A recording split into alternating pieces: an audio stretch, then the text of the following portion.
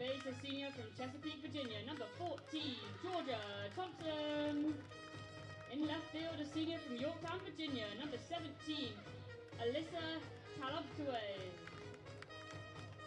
At shortstop, a senior from South Boston, Virginia, number 7, Sarah Watts. Behind the plate, a freshman from Boyertown, Pennsylvania, number 16, Haley Schultz. In right field, a freshman from Houston, Texas, number 3, Helen Maddox. At first base, a sophomore from Oglethorpe County, Virginia, number 9, Brianna Orange. At second base, a sophomore from Centerville, Virginia, number 33, Layla Leeson. And on the mound for the Hornets, a freshman from Rhino, Virginia, number 28, Mackenzie Booth. Head coach for the Hornets is Dawn Simmons. Assistant coaches are Mike Jennings, Audra Bianca, and Katie Hackett. Grad assistants are Carly Hudnall, Emily Charlton, and volunteer assistant coaches Abigail Perry. Now, ladies and gentlemen, at this time we ask if you are able, please rise and remove your caps as we honor our nation with the playing of the Star-Spangled Banner.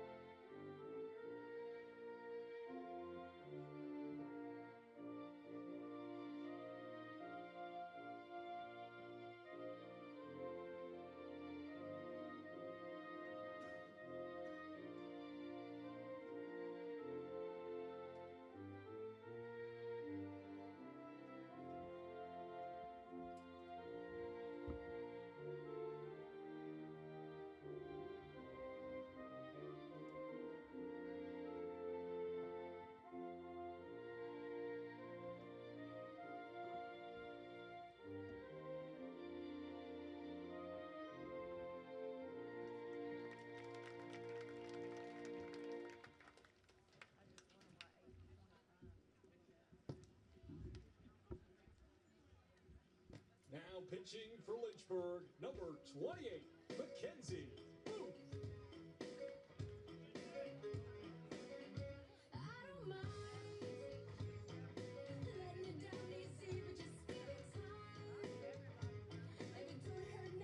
Hello and welcome to Aubrey Moon Field at the front of the campus of the University of Lynchburg for this NCAA Division III ODAC softball doubleheader between the 19-11 Lynchburg Hornets and the 23-7 Bridgewater Eagles. Hi, everybody. My name is Ethan Moransky, and I am joined today by Lynchburg Baseball's very own national champion, former teammate of mine, Bryce Demery. Bryce, it's a beautiful day here in the Hill City. Are you excited? Yeah, I'm very excited. It's the first time out here. Really excited to watch some good softball today. Going to be a beautiful day. It was a little cloudy to start, but sun has peeked out. The clouds have shifted away from Moon Field, and we are set to commence the second doubleheader of the weekend. Lynchburg played 2 games yesterday against Shenandoah. Both grueler matchups. It really came down to the last inning in both games, but Lynchburg unfortunately did not come out on top for both of them, but they look to switch things around today on the mound, or excuse me, in the circle for Lynchburg. Mackenzie Booth, she had a really stellar performance in Game 2. Really pitched the entire game, just kind of ran out of gas towards the later half. First pitch in there for strike 1. Let's go down the lineup for the Eagles. Hitting leadoff Caroline Melandra, then followed by Aniela Baldwin. McKenna Mueller hitting third. Abby Byram in the cleanup spot. Lily Moyers hitting 5th. Second pitch for Mackenzie Booth in there, a good one. Starting off 0-2. McKenna Dayton is the DP. Andrea Savage, Jordan Wise, Kenzie Cawthorn, and Skylar Busby catching but in the flex spot. So Bridgewater has a pitcher hitting today. Now for Bryce, for you, that might be a little interesting as this one's smoked into right center field. This one's going to get to the wall. Helen Maddox reaches it, throws it all the way, but not in time. A leadoff double for Caroline Melandra. It's a good swing, staying on it, staying true to it where the pitch is pitched. That's my part of the ballpark too, right there. Right center field. We used to call Bryce, well, I guess we'll still call Bryce No Doubt Demery. Just hit home runs after home run. That second half of the season really lit it up and was a big part of the reason why Lynchburg baseball did so well, not just last year, but the prior years.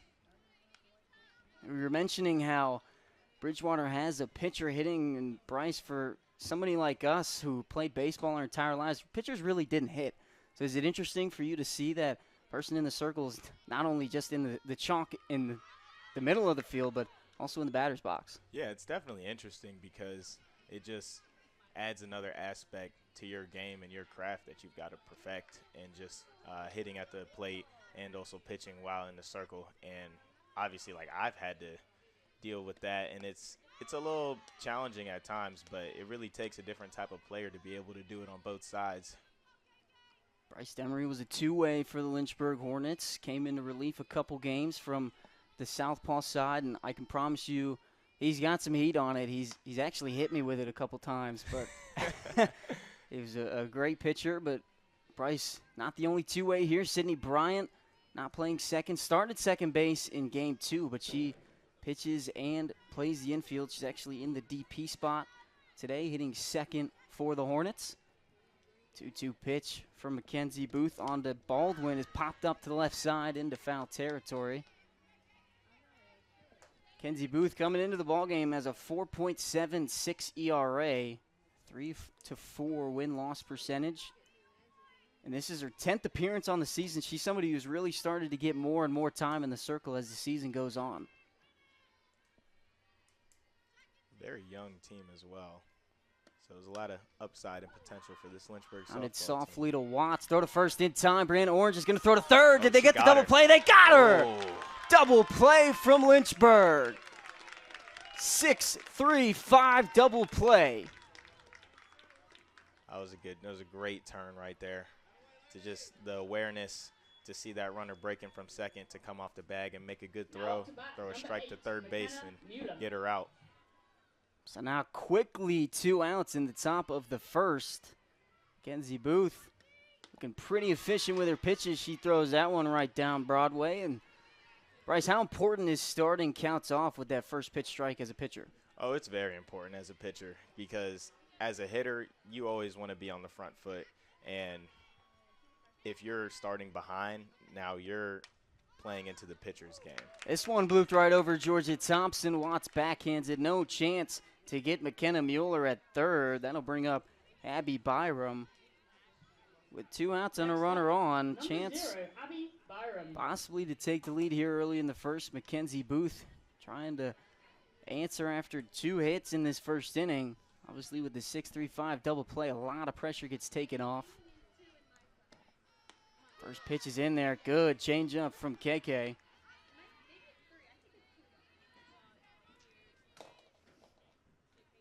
"12 appearances for Mackenzie Booth. I stated she had 10. This is her 12th, and she started 5, so this will be her 6th.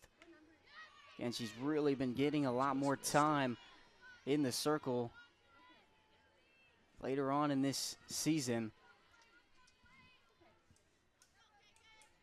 1-1 count on to Abby Byram. The pitch from Booth. Inside, swinging fouled off straight back. I like seeing the number 0. That's another thing that you don't quite see in baseball.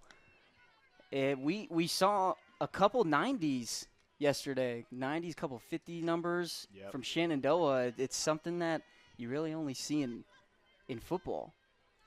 Right, and number 0, like, that's Russell Westbrook. That's pretty legendary stuff right there. This one hit into center. Alex Love calling off Taliumptua, and that'll be the 3rd out of the inning. So 4 up, 3 down for Lynchburg in the top half. We'll stay right here, and we'll go over the Lynchburg batting order. Leading off in center is Alex Love. Sydney Bryant follows her in the designated player position. Georgia Thompson hitting third at third base. Alyssa Taliumptua back in the 4 spot for Lynchburg playing left field. Sarah Watts still in that shortstop spot, gets moved to the 5-hole. Haley Schilt, the freshman catcher who has caught and started every single game for the Hornets, follows Sarah Watts. Helen Maddox in right field, another freshman, follows Schilt. Brianna Orange at first base, and rounding out the lineup, it is the second baseman, Layla Leetson. This is, like you mentioned a little earlier, Bryce, this is a pretty young team. I mean, there's 3 freshmen in the starting lineup, and you can add a 4th with Mackenzie Booth in the circle. Young talent on this squad is really booming, and they're doing really well. What does that give to a program, not even just for this season? It really just gives a lot to the program, and especially since to just build on it and just have that talent work its ways through the years and just continue to bring in new talent. And then once all of those girls are older, they can really have a good foundation to build on them.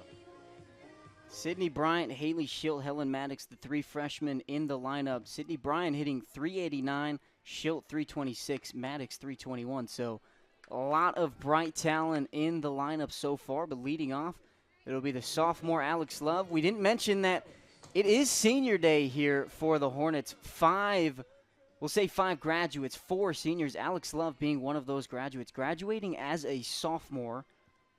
She hails from South Hill, Virginia. That's some impressive stuff, but the leap that she has made for this squad has really been just impressive. Leading the team in hits this season, hitting over 400. You go back to her freshman year, she just had 19 at-bats, hitting .263. So really impressive jump. You can say a sophomore leap from Alex Love. Finds herself quickly up in the count, 2-0.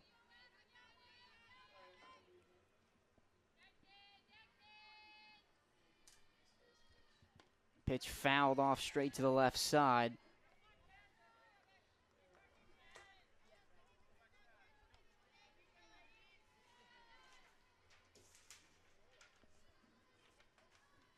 Pitching for Bridgewater, Kenzie Cawthorn, hitting in the 9 spot for the Eagles. 2-1 pitch to Alex Love. This one smoked into right field, past the first baseman, and Alex Love leads off with a base hit. And see, right there, that's why it's so important as a hitter and as a pitcher, where it's like you want to be ahead in the count. Because right there, she was ahead 2-0. Got her swing off, foul tipped it, and then next pitch still ahead, got the pitch she wanted to hit, put a good barrel on it. Brings up the freshman Sydney Bryant. She's been really putting on some hitting displays. She puts up a bunt. It's a good one. Alex Love will advance to second, so a sac bunt for Sydney Bryant. We'll bring up Georgia Thompson in the 3 spot. Let's go over some numbers for the pitcher in maroon and white. Mackenzie Cawthorn comes in with a 1.21 ERA, a 12-3 record. This is her 16th appearance and 16th start. She's thrown 12 complete games, Bryce, and in 6 of them, she's got shutouts. Really impressive stuff from the pitcher for Bridgewater. Thompson pops this one straight back. No chance anybody's going to make the play. Hits the stands, loud bang, and starts off 0-1 on Georgia Thompson.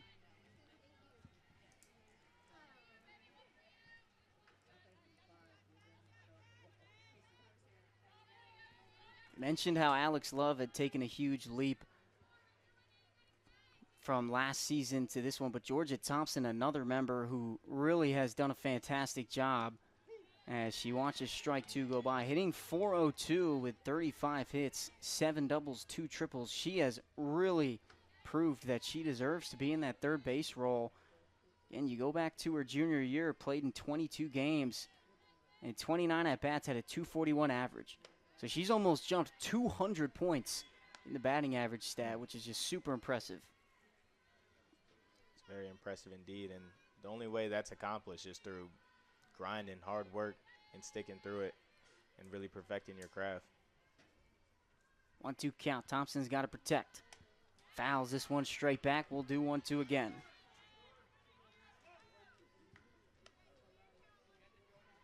It was cloudy when we first got to the ballpark. Sun has come out and making the temperature rise here in the press box. Might have to open a window here soon. It's a beautiful day in the Berg, indeed. 1-2 pitch from Cawthorn. Thompson pokes this one into left center field. It's going to fall. Alex Love didn't get a great jump on it, but now with runners on the corners, big at-bat for the senior Alyssa Taliumptua.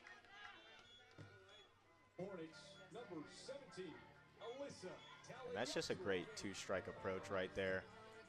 Was looking for something early in the count, fouled off some pitches, didn't get what she wanted. So Thompson stayed in there, fouled off more pitches, took some more pitches, just kept winning pitches to eventually get something through for a base knock. Good opportunity for Taliumptua to score a couple runs, but Bridgewater's just a pitch away from getting out of this inning. First pitch from Cawthorn, high and outside for ball one. Taliumptua started every single game in left field. And right here, Taliumptua is going to look to get something in the outfield to get something to tag that runner up. Thompson takes off for second. The throw is cut off by the shortstop, trying to see if Alex Love heads for the plate, but she doesn't. So now with two runners in scoring position, takes the double play away. I like the call from head coach Dawn Simmons, and now you're just a single away from possibly going up 2-0. 2-0 pitch. Taliumptua looks that one high. Now Cawthorn in danger of loading the bases.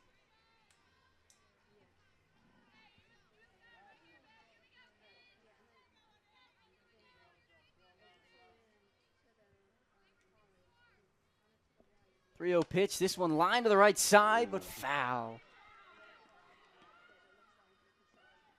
Taliumptua, a pretty good day yesterday against Shenandoah. 2 hits with a run.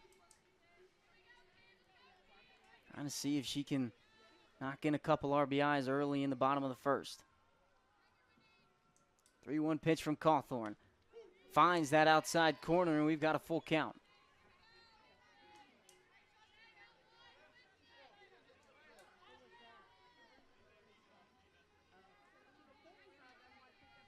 Two count onto the veteran. Gets her sign. Winds and fires. Taliumptua, did she go? They're going to check. They're going to say she didn't. So ball 4, and the bases are now loaded for the dangerous Sarah Watts. Box number 7, Sarah Watts. They're going to have a little meeting in the circle. We'll talk a little bit more about Sarah Watts and how good she's done. Another senior in this lineup who has just had a fantastic career here in the Hill City. Senior from South Boston, Virginia. She's first team All-State, first team All-ODAC in 2025, and then even the year before that, first team All-State and second team All-Region alongside a first team All-ODAC. So she's got a ton of experience, and she comes into a really great spot this season. Hitting .347, 16 extra base hits, Bryce. Listen to this. Half of them are home runs. Wow. That's impressive. And you know what, Ski, what I'm going to do right here? I'm going to pull my yard card on you because I think we're going to get some Grand Slam action here from Sarah Watts. First pitch to Watts. Swing and a miss, a big swing. Really good job from Cawthorn to get ahead in the count. If anybody's unfamiliar with the yard card, you get 1 per game. If you pull it and that batter hits a home run, typically it's a meal that you got to pay for the person who pulled the yard card. Looking to get some free Chipotle from Ski here. 1-1 count on to Sarah Watts. Cawthorn in a little bit of a jam. Watts watches that one go way high for ball 2. Nowhere to put Sarah Watts. Speed threats everywhere on the bases. Ground ball likely won't get a double play unless Sarah Watts could smoke it right towards that middle infield. Make it tough. 2-1 pitch. Swings and misses. Good pitch on that outside half.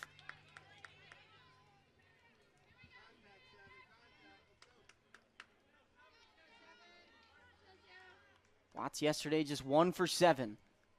Looking to flip the script. Start off Lynchburg hot. 2-2 pitch. Outside. Full count with 1 out and the bases loaded.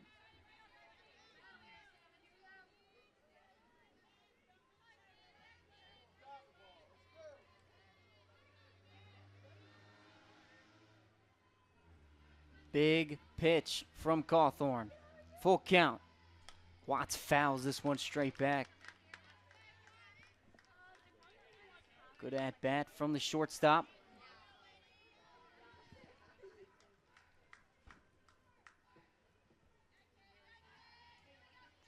It's crazy to say that this is possibly the biggest at bat of the ball game, and it's just the bottom of the first. I was just about to say we got a lot of action going on.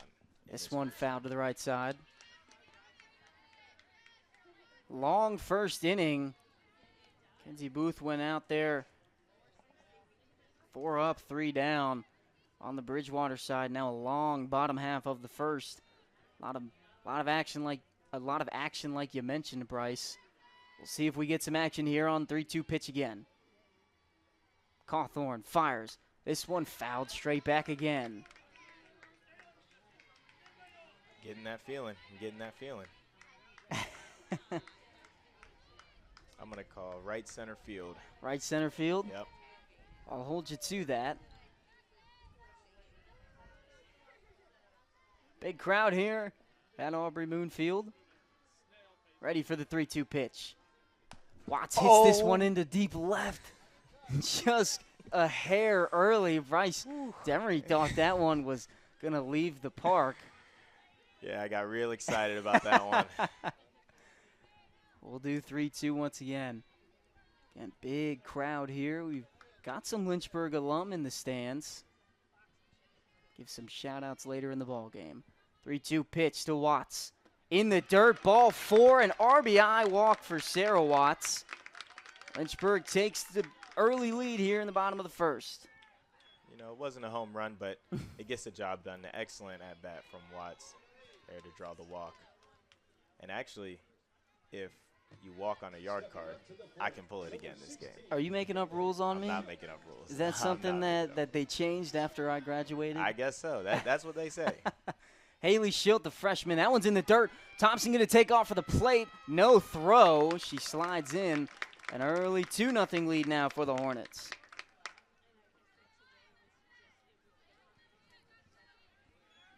Mentioned Haley Schilt, the freshman on this squad. She's caught every single game for this Lynchburg squad, and she's still a hitting threat. Usually, I mean, catching takes a lot out of the knees, but for Haley Schilt, she doesn't care about that. I mean, she's hitting .326, 5 doubles and 2 home runs. 1-0 pitch, low and inside, finds the corner, even up the count at 1-1.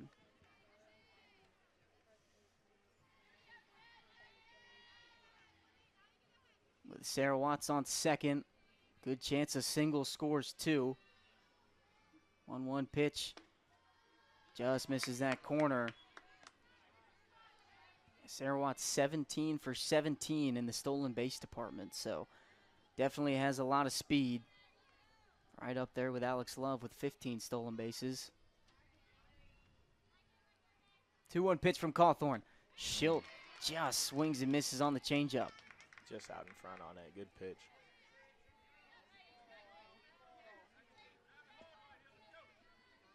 Count even at 2-2. This is a big out for Cawthorn if she can get it. The pitch. High and away for ball 3. Another full count. You go back to yesterday, Lynchburg, I would have to guesstimate, had around 20-plus full counts in both doubleheaders. They were putting some really good at-bats, and they're continuing the same today. 3-2 pitch from Schilt. This one into deep left center. It's going to be caught. Both runners advance. A sacrifice fly for Haley Schilt. Scores tally Umptua, makes it a 3-0 lead. That is a really great at-bat right there to just get the job done, get something deep into the outfield to score that run. Good team AB, and now it brings up a dangerous freshman, another dangerous freshman in Helen Maddox. Her 23rd start of the season. Hitting .321 coming into the ball game, so impressive stuff as she watches the first pitch go by for ball 1. Bats are very different in softball than baseball. A lot of different designs. I got to say, Helen and Sydney Bryant's bat, because they have the same bat, I think they're my favorite, the bright pink. Yeah, I do like that color. Even though, like, I feel like for my bats, I like them to be subtle colors, but I like the pink. It's not too flashy or eye blinding. I think it's a nice color and it goes well with the uniforms. Do you remember the orange bat that I used to have? Oh my gosh. The carrot? The carrot. Then you had the green bean. The green bean. Just getting all kinds of vegetables in there. Seems like that was so long ago. I mean, it was just 2 years ago. Yeah, I know. Helen Maddox finds herself in a 2-1 count. Pitch from Cawthorn. Maddox check swing, no go. Ball 3.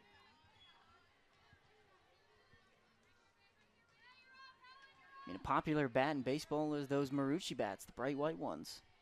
Right. I feel like we had a lot of people that used to represent those a couple years ago. 3-1 pitch to Maddox. This one smoked right to the shortstop, caught by Mueller. Good swing from Helen Maddox for the third out of the inning, but not before Lynchburg takes a 3-run lead on 2 hits and a couple of walks. We'll be right back on FloSports.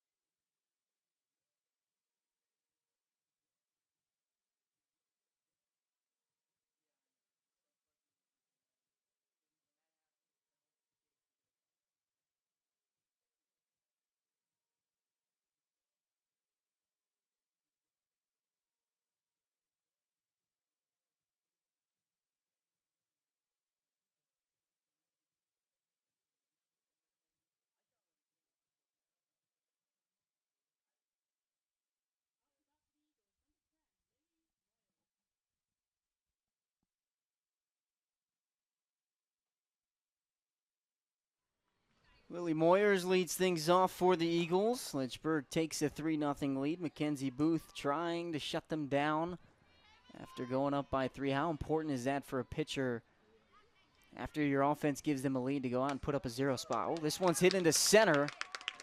We'll get right back to you, Bryce. Alex Love throws it in. So leadoff single for Moyers, but again, Bryce, how important is it to put up a 0 after your offense gives you 3?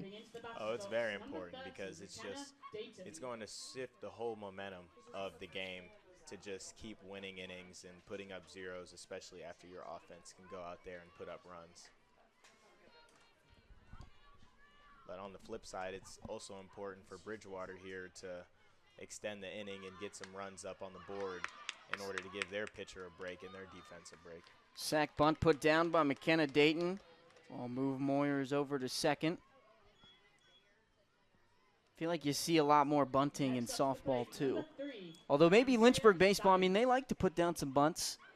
That is true. And honestly, I feel like just kind of getting into softball and learning more about the game and how different it actually is from baseball. Obviously, the field is smaller, but these girls are still fast. So yeah. I think fielding the bunt is a difficult thing to do. You go back to yesterday, the leadoff hitter for Shenandoah, McQueenie, had over 35 stolen bases. Wow. Which is impressive stuff. I mean, Sarah Watts at 17, Alex Love at 15, barely combines, almost combines for how much McQueenie has. So there's some really fast runners on the bases.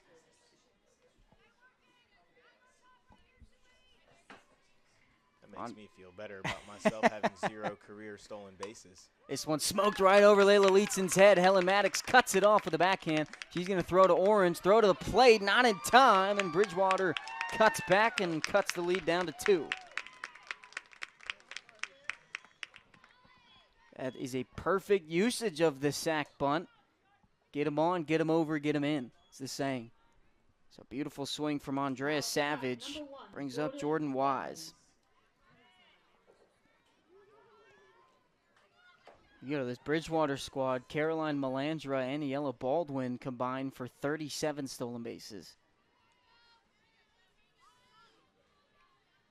Malia Croyd has 12 herself. Ashley Matthews with 8.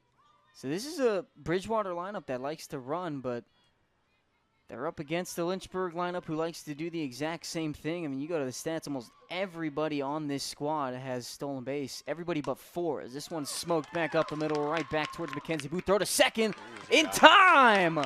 Alex Love, something you don't see every day. That fields the line drive and gets the force out at second. Great heads-up play right there to come up, firing, and throwing a strike to the bag to get the force out at second. Something we don't really write in the book too often is an 8-4 fielder's choice. I think that might be the first, to be honest. That might be. I haven't seen it much in baseball, haven't. Usually when we were growing up, it was 9-3. Right. Throwing people out from right field. Maybe a couple times probably like 2 or 3 times I would see somebody from center field throwing somebody out at first, but that's usually when you make the jump, as this one's grounded under the glove of Georgia Thompson. So 2 runners on now. But usually you see that when growing up we made the jump from 12 to 13 years old, when you would go to that bigger field with the 90-foot bases, when you'd really see people throwing people out from the outfield. That's really just crazy stuff, honestly. But, I mean, for the time, it worked. Caroline Melandra steps up against Booth for the second time. She doubled in her first at-bat. Great pitch right there.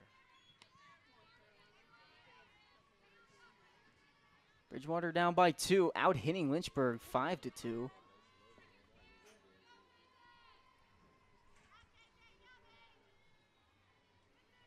Pitch to Melandra, swing and a miss. That one super high. Gets the swing from the leadoff hitter.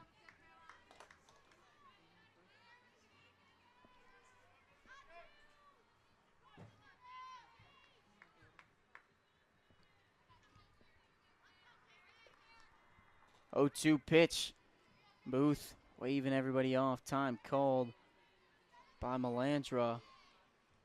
There's that pink bat again. Maybe that's pretty common out here. Maybe it's a popular bat. It's a good bat. 0-2 pitch from Booth. High for ball 1.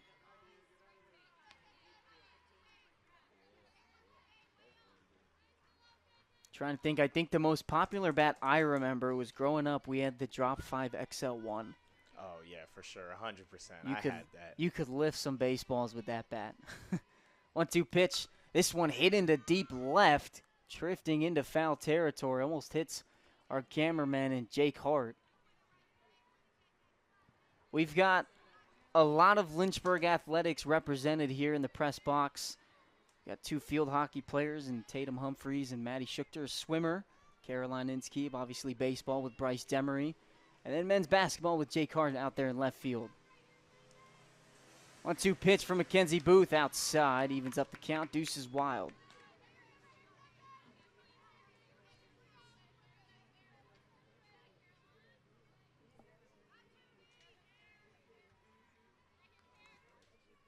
Kenzie Booth gets the pitch. 2-2 count.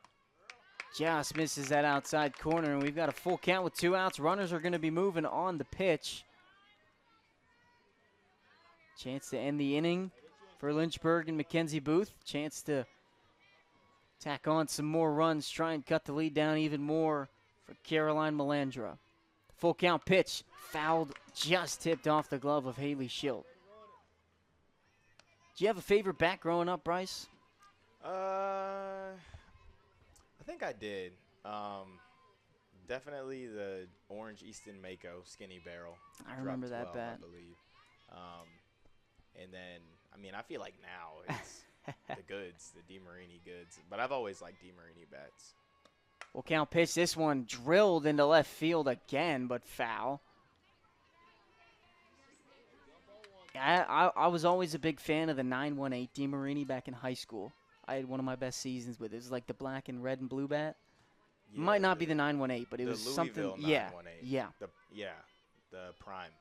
Loved that bat. That is a great bat. 3-2 count from Booth. Outside, swing and a miss, strike 3. Mackenzie Booth gets out of the inning with minimal damage. Lynchburg going to try and get some more insurance runs after Bridgewater cuts the lead down to 2. We'll be back on FloSports.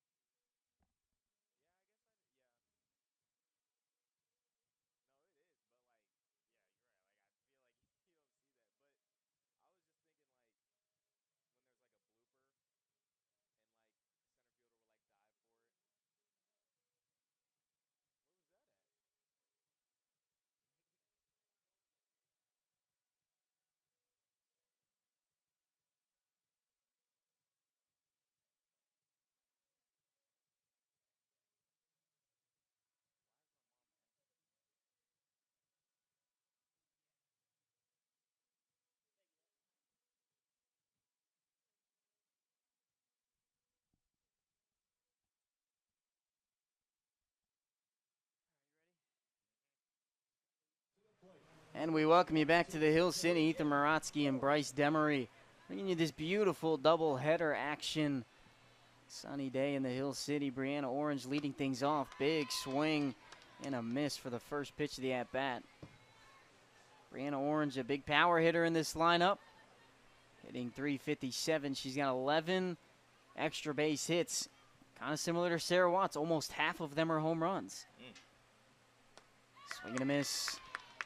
2 pitches, 2 swings, 2 misses for Cawthorn in the circle. Looking to bounce back and put up a 0 in the bottom of the second after giving up 3 in the bottom of the first. She's in a good spot against Brianna Orange. 0-2 pitch. Swing and a miss. 3 straight swings and misses for Brianna Orange. She goes down on strikes. Brings up Layla Leetzen.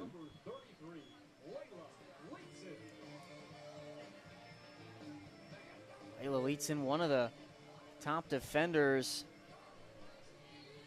in the nation. Top 15 in assists at second base. There's one player ahead of her in the ODAC as she bunts this one straight back. Drops for a foul ball.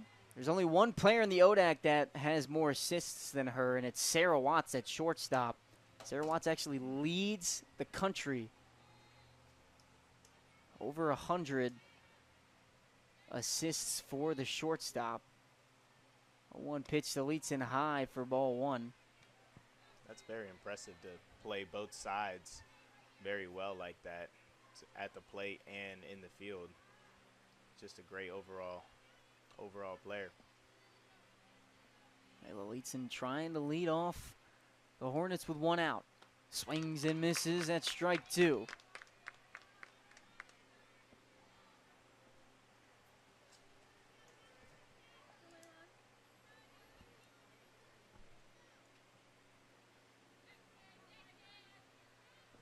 One-two pitch. High and away for ball 2. Count even.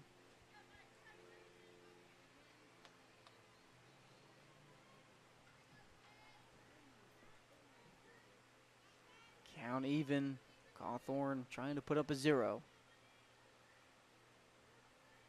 The 2-2 pitch.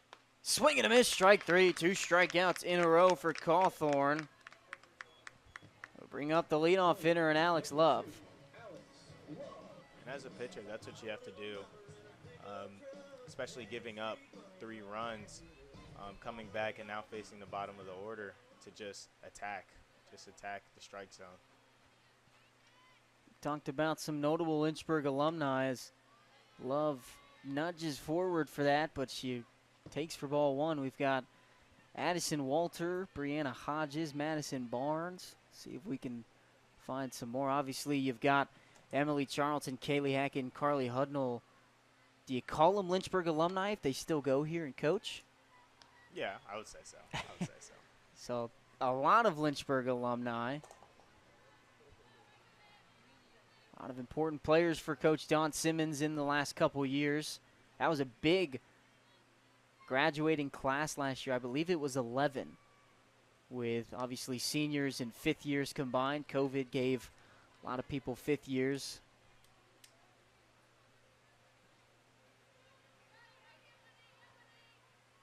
Bridgewater travels well. A lot of their fans to the right side of the press box. 3-0 pitch to Alex Love. High for ball 4. 4 straight pitches. 4 straight balls. And so now a 2-out walk brings up the freshman Sydney Bryant. They got walk-up songs down here for the second year in a row. For the first time through, is there one that stands out to you, Bryce, that probably is your favorite? I'm not sure yet. I do like the swag surf. You know I love the swag surf. You're going to need a second time through to remember the walk-up songs? I got to pay some more attention to them. Do you remember which walk-up song was your favorite here at Lynchburg? I mean, I'm going to say mine. That's what I'm saying. One that you've had is which one was your favorite? Unless you didn't change your walk-up song. I changed mine. Love takes off her second throw into center field. She's going to put on the brakes and stay at second. I definitely like the Rich Baby Daddy by Drake, the Drake part. I used that one my junior year, 24, and I used it over the summer for summer ball.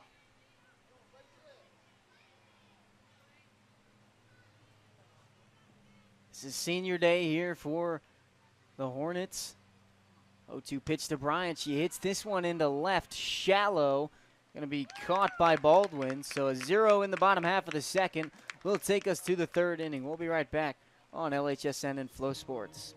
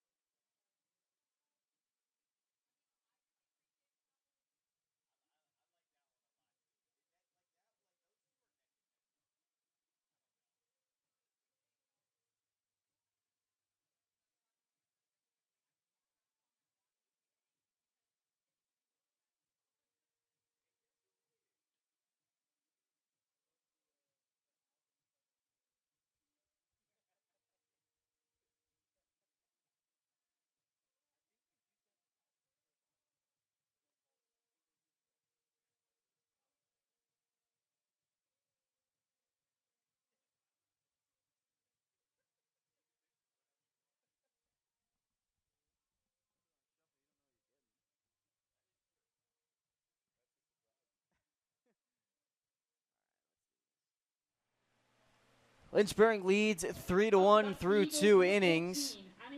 And Yella Baldwin will lead things off, followed by McKenna Mueller and Abby Byram. Kenzie Booth still in the circle for the Hornets. Gave up 1 run at the top of the second, but has looked very good in the circle for the Hornets as this one hit sharply to Layla Leetzen. Snapped down to first in time for the first out. 1 pitch, 1 out. Very efficient, very efficient. It's a great way to get your offense back out there. Be efficient with your pitches, efficient with your outs. Mackenzie Booth had a couple instances yesterday where she threw 2 pitches and got 2 outs. Of course, it's an unwritten rule. I'm not going to say it's an unwritten rule in softball because I'm not 100% sure, but it's definitely an unwritten rule in baseball to where if you get 2 pitches and 2 outs, like possibility here, Sarah Watts fields throw to first in time. But it's an unwritten rule in baseball if you get 2 outs on 2 pitches as a hitter, you take no matter what. Yeah, automatic take, automatic take. So the 2 leaders in the ODAC in assists both make the first 2 outs. Layla Leetzen and Sarah Watts, but we'll see what Abby Byram puts up here. This has to be an automatic take. We'll see. First pitch outside for ball 1, so good take anyway. No 3-pitch inning. I got to admit, I did get caught with some 3-pitch innings. I wasn't the one who swung on the 3rd pitch, but it did happen to me. It's not a great feeling. 1-0 pitch high. Did you ever see an immaculate inning growing up? No, I haven't seen one, but Logan Tapman actually almost had one on his start against Hampton-Sydney here. Which, the no-hitter start? Or Yes, the no-hitter start. It was really impressive. swing and a miss from Byram. Good fight back from Mackenzie Booth. Yeah, I can't say. I've seen him, obviously, in the MLB. They happen, feel like, every year, a couple of times, but I've seen the fact that I've seen more no-hitters than immaculate innings gets you thinking that, is a no-hitter really that rare compared to immaculate inning? I just think, yeah, the immaculate inning to throw, it's 9 pitches, 9 strikes, I believe. 3 strikeouts. And that's a 5-pitch walk to Byram. So with 2 outs, chance for Lily Moyers to extend this inning.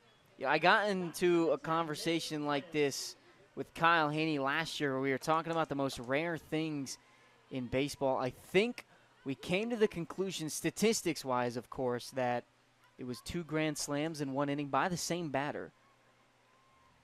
You know, I've actually almost seen that. Almost? Which is crazy. Yeah. I think almost. I think the ball in the actually hit the fence. I think in the pros it was Fernando Tatis, not Junior, but I think it was his dad that put up 2 grand slams in 1 inning by the same player. Not sure. We'll have to fact check, of course. We'll see if it's happened in softball as Booth misses the 0-1 pitch. Of course, good old Google will hopefully tell us.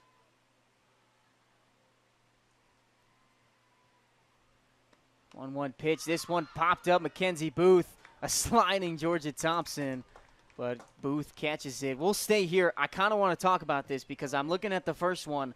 It's a perfect game. Can you take a guess and tell me what that possibly means? Well, obviously, I assume a perfect game. There's a little something special to it. I'm not sure. So the perfect game is a pitcher obviously throwing a complete 7-inning game. She struck out all 21 batters that she faced. Oh, wow. That's pretty rare. It happened to Chiba High School pitcher Shannon Becker. I'm sure it's happened multiple times out there. There's an unassisted triple play. I feel like that's pretty rare. It's happened 15 times in the MLB. I don't know if I've ever seen that. I don't know if I've ever seen a triple play. I know softball achieved that just a couple of years ago, a triple play. Some impressive stuff.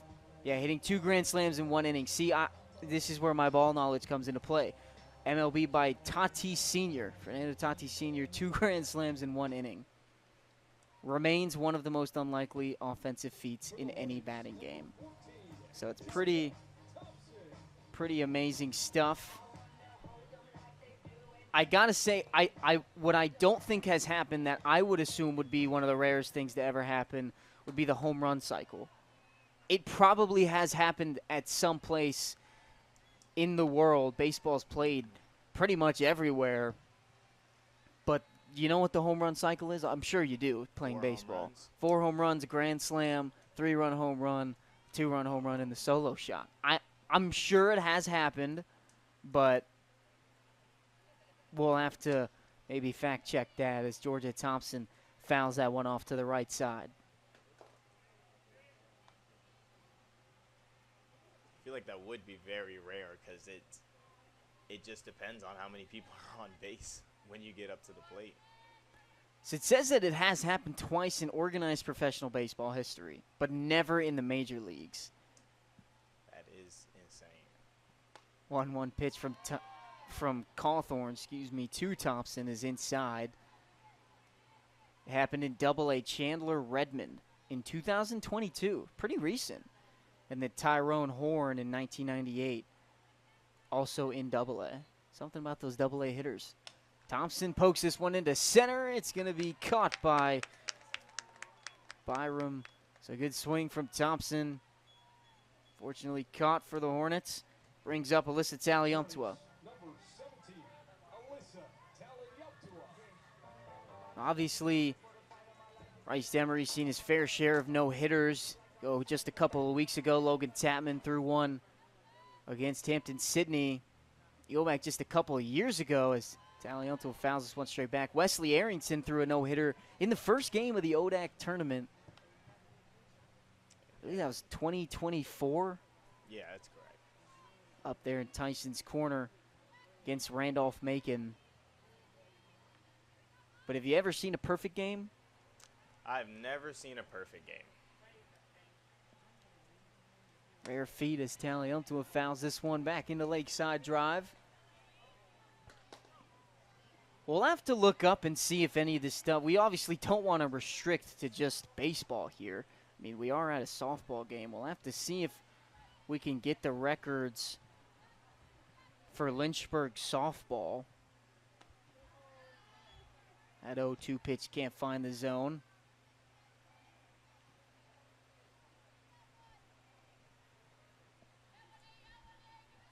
One-two pitch from Cawthorn. She gets her sign from the dugout.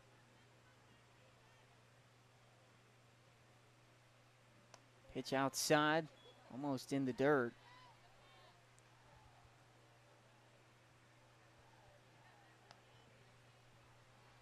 It's tough to find in the records. Don't think they really put no hitters in there. Although it is pretty awesome to see right here. Coach Don Simmons, All-State Coach of the Year twice, 2008 and 2009. As Taliantua fights back to a full count.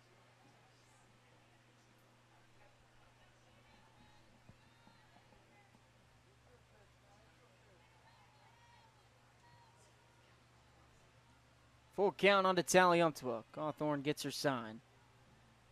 The pitch. This one hit high into shallow center. Byram ranging in, makes the play for the second out of the inning.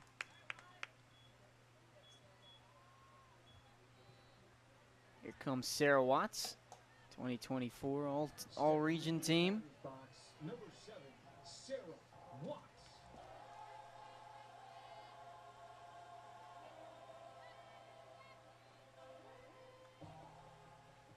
Watts walked in her first at-bat.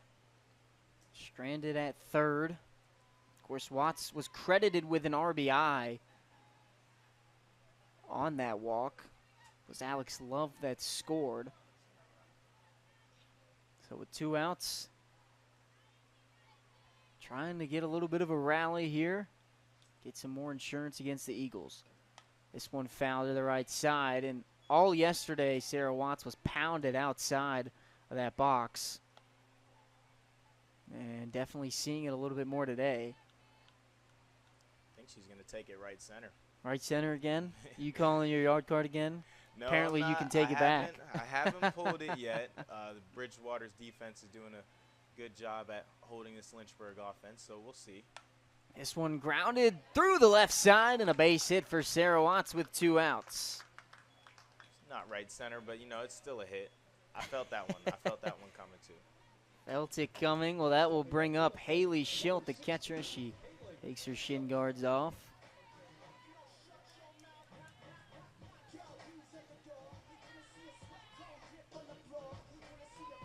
We'll have to see if any of the Lynchburg hitters have hit 2 home runs in one game. I'm sure Sarah Watts has. Yeah, she did it against Piedmont at the very beginning of the season. That one's in the dirt. Watts will stay at first. She also did it against Christopher Newport. We go back to that Christopher Newport game. Here we go, Bryce. I'll read this to you. She went 4 for 4 in game 1. 4 hits, 1 home run. Second game, she also went 4 for 4 with 3 hits. With 4 hits and 2 home runs. Wow. So she hit 2 in one game in the second game of that doubleheader, but 3 in total that weekend. So impressive stuff. Yeah, very impressive. That's a very impressive weekend. The challenge to be able to do that is definitely something. Haley Schiltz got a couple of home runs this season. She got her first career home run against Methodist, the second game of the season. Watts takes off for second to throw. Not in time. Bobbles hits into the umpire. So Sarah Watts stays perfect. 18 for 18 on the bases for stolen bases. But back to Haley Schiltz. She got the first team home run against Methodist in Game 2, her first career, and then got her second against Sweetbriar earlier this week. So Sarah Watts taking second, puts her in scoring position. So, again, good speed on the bases. Watts is going off of contact, especially with 2 outs. So, single likely scores this senior. This one up the middle, diving play, can't be made. It bobbles. Sarah Watts is going to head for the plate. An RBI single for Haley Schiltz.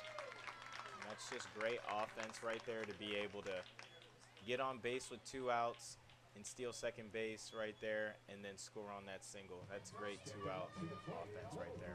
We mentioned earlier it was get him on, get him over, get him in. As Melandra at second base, pretty shaken up. She was very, very close to making that play. It would have been spectacular. They're going to call the athletic training staff. Now, hopefully Melandra's okay. She's holding up her hand, shaking it around. Don't like anybody being injured here in the Hill City. Brittany and Reagan out there as the athletic training staff today.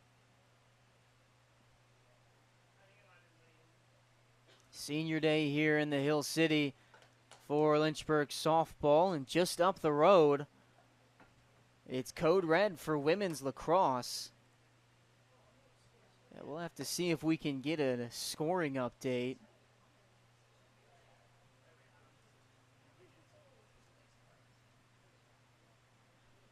Four to 1 here at Aubrey Moon Field.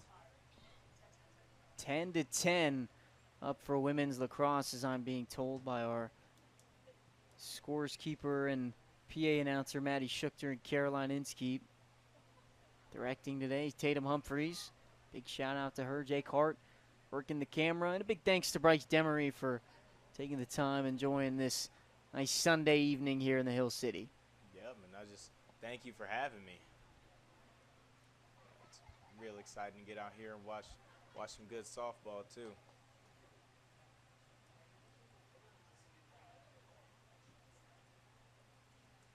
Still talking to the athletic trainer. Let's see if we can find more things that happened in softball. And this is a big one. 60 consecutive wins for Jenny Finch. Wow. From 2000 to 2022. You know, Jenny Finch has actually struck out Albert Pujols. I did see that. This was a long time ago, obviously, but, I mean, that's some pretty impressive stuff. Now, of course, being friends with Emily Charlton, she's always bragged to me that I couldn't hit a home run off of her. Let me tell you, it's not easy. I did do it twice, but it is not easy. It took me a lot of at-bats. I'll let that be known. It took me quite a while to be able to do it. So I'm sure Charlton was pretty tired. But it's not easy to hit against a softball pitcher. And with Jenny Finch, I think they did the math or the calculations from softball to baseball. I think the pitch from Jenny Finch was something around like 100 miles per hour. Yeah, that's insane. That's nuts. Obviously, with the difference in the lengths from the pitcher's mound to home, as Helen Maddox watches that one go by for 1-1. The length for baseball, was it 60 feet and 6 inches? Yep. We'll see if we can get some numbers for softball. Have 1-1 pitch high for ball 2. 43 feet from softball from the pitcher's mound to home plate. If you remember last year, Kaylee Dorse is one of the fastest pitchers I've seen in a softball mound. She could whip that ball into the box. Good eye from Helen Maddox. 3-1. And, you know, my ego is going to tell me that I could definitely hit it, but that's probably it's not going to be the case. It's very tough. 3-1 count onto Helen Maddox, 2 outs. Fouls this one straight back. Here's another one, 100 consecutive scoreless innings. Danielle Henderson at UMass pitched 105 consecutive scoreless innings in 1999. 15 complete games without scoring a run. Some really impressive stuff. Full count with 2 outs. Swing and a miss. Helen Maddox goes down on strikes. Not before Lynchburg scores 1, regains a 3-run lead. We'll be right back for a 4th inning of action on FloSports.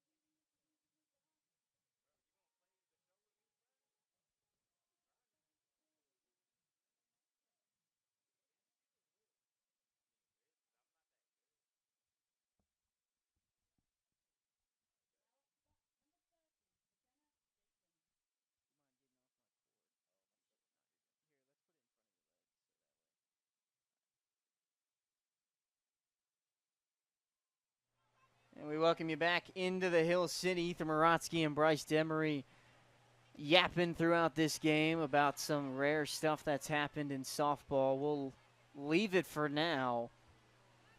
Leading off for Bridgewater, it's McKenna Dayton. The DP had a sac bunt in her previous at-bat, which ended up scoring Lily Myers, or helping score Lily Myers. It was Andrea Savage's single that scored the RBI. 2-0 pitch. This one hit sharply to Sarah Watts. Fielded cleanly. Throw to first in time. Nice play right there. And I think for softball, playing infield is difficult because, like what we talked about earlier, these girls are fast, especially from both of these teams being high in the base stealing categories. Like, they're booking it down the line, and to field that ground ball and put a good throw to the first baseman is just, that's a hard thing to do in my opinion. Well, even looking at third, a good pitch from Mackenzie Booth. Even looking at third, it's obvious, it's called a lot the hot corner, and with softball, you got a lot less time to react. I mean, there's some really great hitters. This one's hit up the middle. Nice play from Sarah Watts. Throw to first in time. And there it is, another example. I mean, Watts has not had much time to react, so you almost have to be perfect on how fast you are with contact off the bat. But, I mean, we've seen plenty of great third basemen. I mean, this season, Georgia Thompson's been great there. You go back to last year, Kaylee Hackett. A couple years ago, Carly Cundiff, going back a blast from the past. She's been great at third base for this squad. She was memorable. She was great at the hot corner. That one's inside for ball one, but it's tough. No reaction time. I'd be absolutely terrified. I don't like it. And those hops, you know, the ball's getting smoked at you. Then you got to field it, then throw it. Yeah, no. Put me back in the outfield. This one to Sarah Watts. Can she make all three plays? She does. G6, G6, and G6 for Sarah Watts. 3 straight up, 3 down. We'll be right back for the bottom half of the fourth.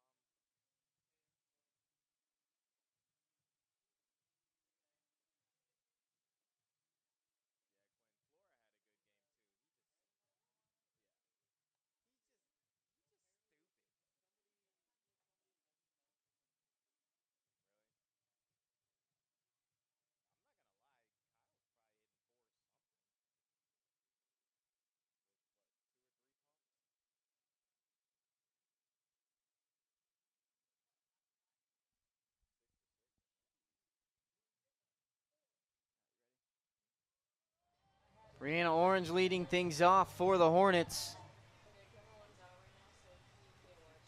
4-1 as she swings and fouls this one off. She's seen 4 pitches so far after that, and she swung at all 4.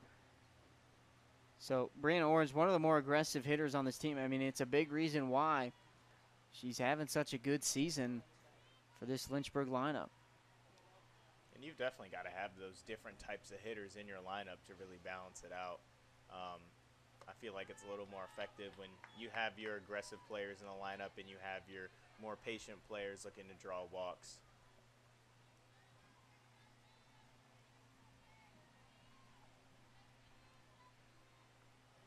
One count under Brianna Orange. Cawthorn still in the circle. Orange, a good eye, has to back out of the way a little bit.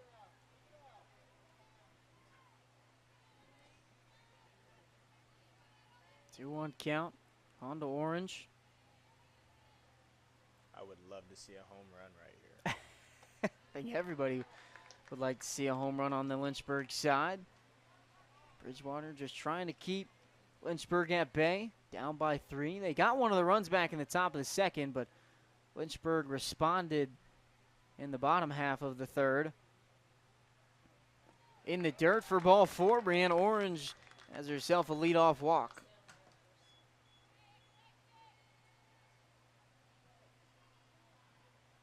Brings up Layla Leetzen. Layla Leetzen is always an interesting story here this year, where she started off, if you remember last year, but as we'll get a pinch runner, Courtney Kidd will head over to first and run for Brianna Orange. But Layla Leetzen started the season off hitting lefty as a slap hitter. If you go back to last year, she was the same way, slap hit throughout the entire season. About maybe a fourth of the way through, she moved over to that right side and started swinging away. She's been hitting pretty well for the Hornets.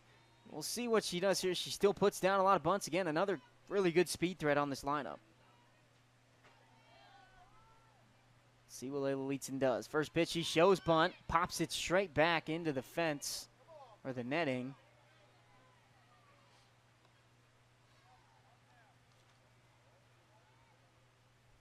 And with Courtney, that's hard to do, to switch sides like that, in my opinion. I mean, we all get in the cage and, oh, let me hit lefty really quick, and it doesn't go well for me. Shows bunt again, pulls back. Courtney Kidd, big secondary. Courtney Kidd at first, 3 for 3 in stolen bases.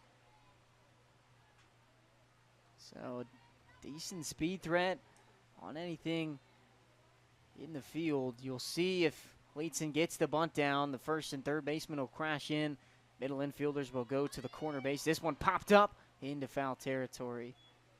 So with 2 strikes, likely won't see Layla Leetzen try and put one down, although Dawn Simmons is not afraid to show bunt with 2 strikes. And I really don't even hate the 2-strike bunt, because it's just like, okay. Like, it catches the third baseman off guard, and if you get it down, that's just an excellent thing that could work out. Definitely scary as a hitter with 2 strikes, because obviously, again, with 2 strikes, you put that bunt down, it goes into foul territory, you're out. So it's definitely a little nerve-wracking for some hitters. I mean, maybe some people are just ice cold and aren't afraid to put that thing down with 2 strikes. 1-2 pitch to Leetzen. High for ball 2. Great take right there. I personally am not a fan of the bunt.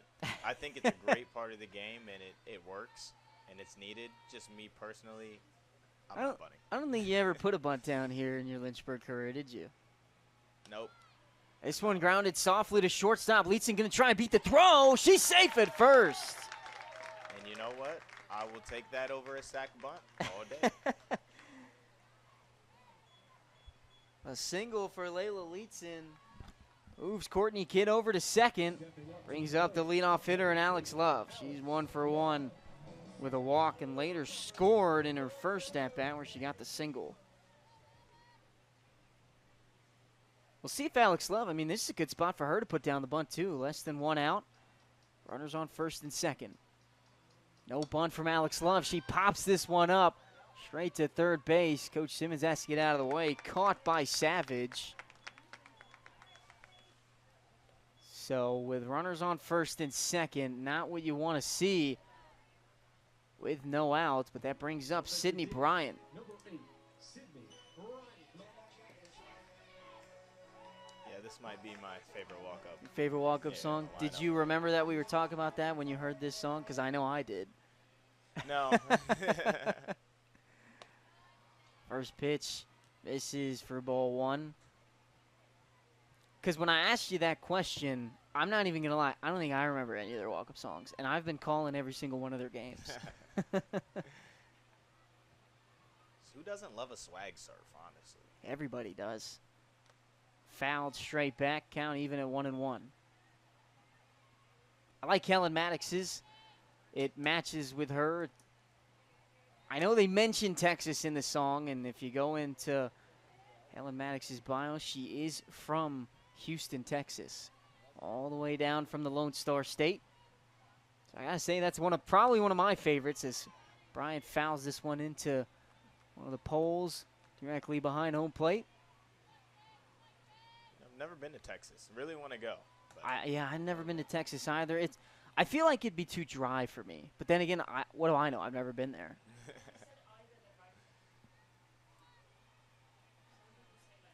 1-2 pitch. Bryant fouls this one straight back. I would like to go to Texas, too, somewhere that, obviously this is me assuming because I've never been there, somewhere that's always warm. Right. If you know me and you've been on a couple broadcasts, not just on softball, Joe and Brennan and I have mentioned that, or we've mentioned that I am a big warm weather person. Oh, good pitch from Cawthorn gets Sydney Bryant looking. So after the first two runners get on, it's been 2 straight outs. So good response from Cawthorn, but she's still got to go through Georgia Thompson. Yeah, I'm a big warm weather person. Obviously, playing baseball throughout my career, I've never really liked not playing it. And so when it's cold, not a big fan of it. Oh, yeah. I hate the cold. I can't be cold. And we say that, there have been plenty of games where we've gone to, like, Harrisonburg. Even Bridgewater. We've been to Bridgewater, and it's been snowing. My senior year, I remember that happening. Don't even get me started.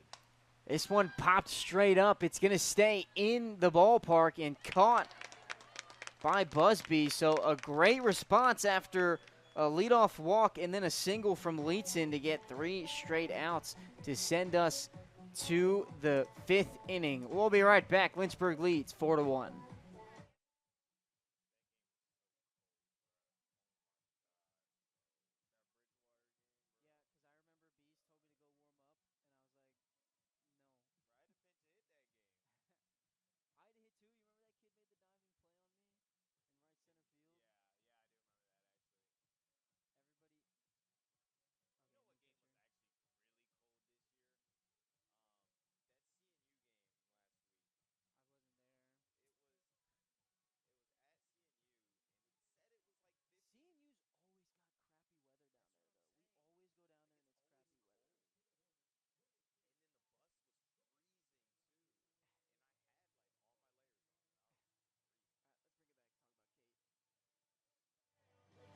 And we welcome you back. We've got a change in the circle for the Hornets. Kate Charlton, the junior, steps in to try and close things out in the 5th, 6th, and 7th innings. She got 3 to do it. 3.16 ERA coming into today, a 9-4 record. This is her 19th appearance. She started 13 games, 7 complete games, 2 shutouts, might I add. Has the most innings pitched for the Hornets, 93 in total. And so they're going to their veteran to try and close things out, try and get a 3-inning close.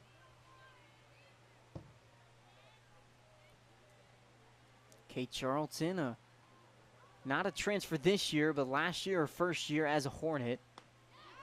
She started her career off at Greensboro, got the Rookie of the Year in that conference, Rookie Pitcher of the Year in that conference, and transferred over to Lynchburg to play 1 year with her sister, and now she's being coached by Emily Charlton.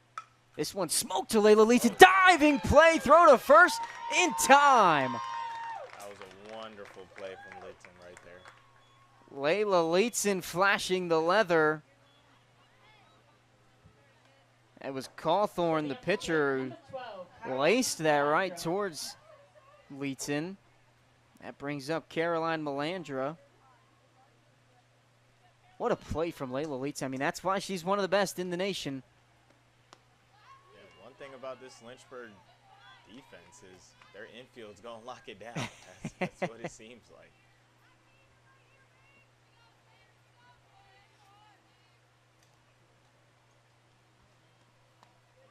Good pitch from Kate Charlton, evens up the count at 1-1. Layla Leeton came into today with 75 assists. She's 15th in the country, second in the conference. This one hit into right field. Nice backside power, but Helen Maddox is right there to shut things down. Quick 2 outs for Kate Charlton in the circle. And that's just, as a pitcher, probably one of the best things ever is to just pitch to contact, because you know your defense is going to back you up and make plays for you, and it makes it a lot easier on you to throw less pitches and just trust your defense to get outs. Well, this is a pitcher in Kate Charlton who is more of a pitch to contact kind of arm, where she, in 93.2 innings, she's only got 30 strikeouts, so she is really great at getting her infield some outs. And here she is. Can she get one of her own? Throw to first is high, but caught by Brianna Orange as she laughs that one off into the dugout. So quick 3 up, 3 down for Kate Charlton. We'll be right back and head to the bottom of the 5th inning on FloSports.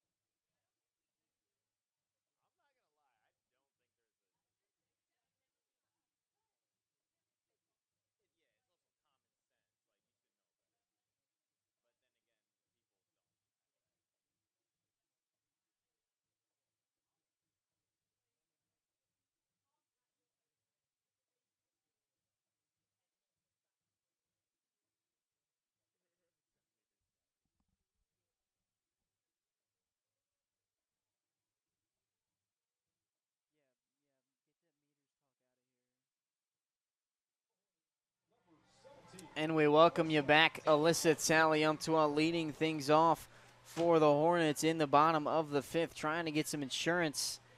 Taliumtua 0 for 1 with a fly out and a walk. Later scored. She was one of the 3 runs in that bottom half of the 1st. Are you glad that baseball season's back, Bryce, in the major leagues? Oh, yeah, I'm so glad. I did see that the Nationals beat the Brewers. Yeah, they did. It's currently 0-0 in the top of the 3rd for that game. Yeah, it's a weird season. I mean, there are a lot of teams that aren't really playing that well to start the season. I mean, you look at the Red Sox, I think they started 3-7. And I feel like when looking at that lineup, it's pretty good. I mean, the Tigers with Scooball, they're not having a hot start. As Taliumtua watches that one go by for ball 2. I will mention, and I know he's not listening, but the Twins are not having a good start either. So Nick Matfield, on the off chance that you are listening, I just want him to know. He texts me every day that the Brewers lose, fun fact. Every single day. As Taliumtua ducks down, finds herself in a 3-1 count. Glad baseball's back. One thing that I do love is that softball, they don't have I don't want to say it's not a professional league, but they don't have like a major league sport, like how you have the MLB and the NFL. But they have, I can't remember what it's called. I'm going to have to find it because it's something that I've started to watch. And, of course, because I live with graduate assistant Kaylee Hackett and Emily Charlton, so I try and stay in touch with the softball world. As Sarah Watts steps in to the dish. Watches that one go high. Taliumtua looks like she wanted to go for it. It's called Athletes Unlimited. Right. And by my understanding, they draft out teams with a pool of players, and then the MVPs are the captains of the next draft. That's an interesting format. I think that's awesome. I think golden tickets, according to Caroline Inskeep. Sarah Watts finds herself in a 2-0 count. Yeah, softball is booming here in the Hill City. 2-0 count. 3-0 count now on Sarah Watts. You know what my favorite thing about softball and baseball being back? What's that, Bryce? Some ballpark Franks. Oh, yeah. You big fan of the Glizzies at the Howler Stadium? Oh, yeah. Oh, yeah. Always got to get you a good old Glizzy. 4 straight pitches to Sarah Watts, 4 straight balls, so that's 2 walks in a row. So 2 straight base runners will have a pitching meeting in the circle. Now remember last inning, Lynchburg got 2 straight runners on a walk and a single, and then 3 straight outs for Cawthorn in the circle, so not unfamiliar territory.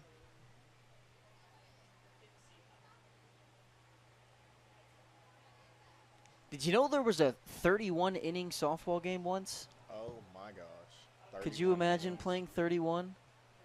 At that point, we should chalk it up and go home. Because 31 innings is insane. 31-inning game in 1991. And get this, featured 1 pitcher per team going the entire distance.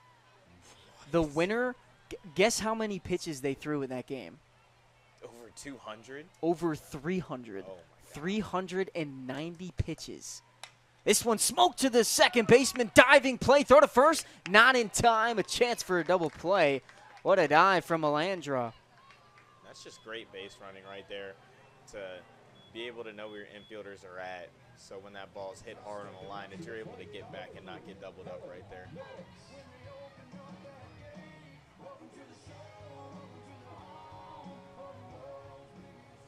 Helen Maddox steps into the plate. 0 for 2, 2 lineouts. Last at bat, she smacked one right towards Mueller at short. That's just, you got to chalk that up to just being softball. I mean, you can hit the ball as hard as you can. It's going to somehow find a way to find a defender. Yep, and it's very frustrating, but put a good swing on it like that, and defense makes a play. There's only so much you can really do. Maddox finds herself in an 0-1 count. Watches that one go by for ball 1. But you know the one play the defense can't do anything about? If you hit the ball. Oh, defense. Ellen Maddox has a couple home runs this season. This one hit into deep left center. Demery thought it was out, but that one going to be caught. Taliantua fakes the advance to third, just a hair under it. Helen Maddox was very close to knocking one out of here. Bryce Demery gets excited. I love the excitement that you get from hitting it deep. Brianna Orange now checks in. Second on the team in home runs. Yeah, I think I'm going to pull it right here. You think you're going to pull the yard card with 2 outs? First pitch high for ball 1. So now, what were to happen if I also pull the yard card?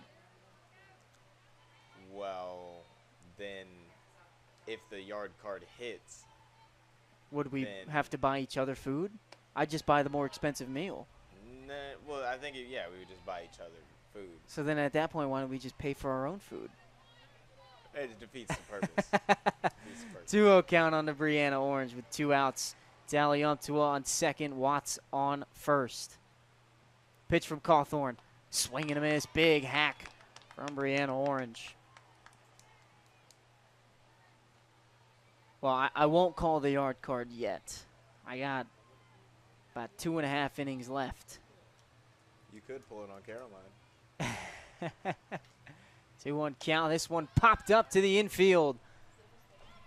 Both middle infielders running towards it, caught by Melandra. So, again, Lynchburg get the first 2 runners on and then go 3 up, 3 down after that. We will head to the 6th inning. Bridgewater running out of time here in the Hill City.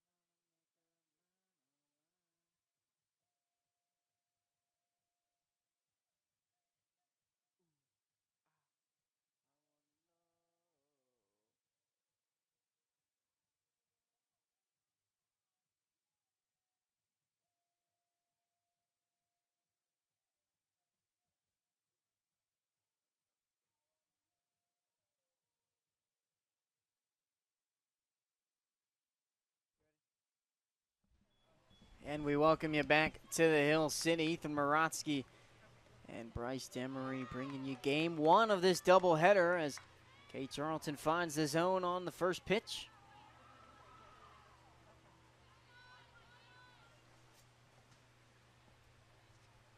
A 1 pitch from Charlton, tries to get the backdoor curveball going. Unsuccessful.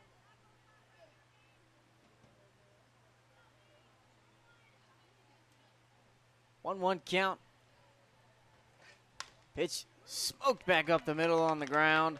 Base hit to lead off the top of the 6th. That was McKenna Mueller with a leadoff single. Up to bat, number 0, Abby Byron. I got a question for you.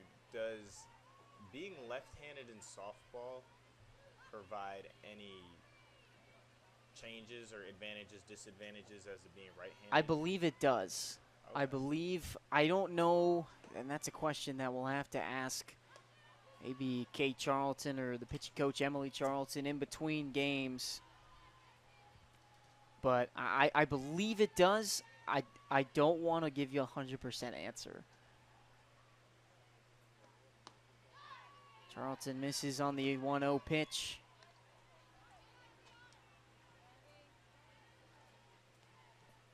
So, if I played softball, I wouldn't know if I would be left-handed because This one down the line, foul ball, was really close. We had a couple plays yesterday where it was really close on that bag. But yeah, because when I toss things underhand, I go right-handed. You go right-handed? But when I go overhand, I go left-handed. Interesting stuff. Maybe we'll have to get you out here and practice a little bit with Emily Charlton. 2-1 pitch to Sarah Watts. Tries to get it on a hop. Throw to first. 1 bounce, but not in time. Abby Byram safe at first. It's a tough play for Sarah Watts. We'll see what the ruling is. We'll give her a hit. So 2 straight hits off of Kate Charlton.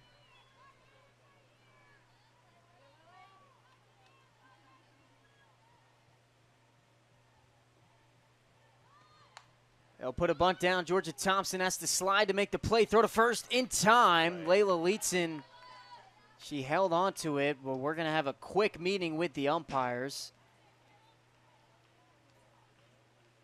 So say she's safe at first. They'll say runner or Leetzen was off of the bag. Leetzen not saying no that she wasn't off the bag. And so we'll have head coach Don Simmons talk to the home plate umpire. So as of right now, bases loaded with nobody out. A really great situation for Bridgewater, and now Dawn Simmons will talk to her infield. You know, I wonder if they said, like, she dropped it, or they said she was off the bag, because I don't know. It looked like she was on the bag from here. We'll have to see if we can get a verdict. Because that meeting was quick between the umpires. Yeah, it was a quick meeting, and first base umpire instantly went to home plate to talk to the home plate umpire. Dawn Simmons now talking again with the umpire, and now we will resume play. So bases loaded, nobody out. It'd be a great time for an unassisted triple play, right? McKenna Dayton up to the plate. First pitch from Charlton. Finds the outside corner. Big jam for the junior southpaw.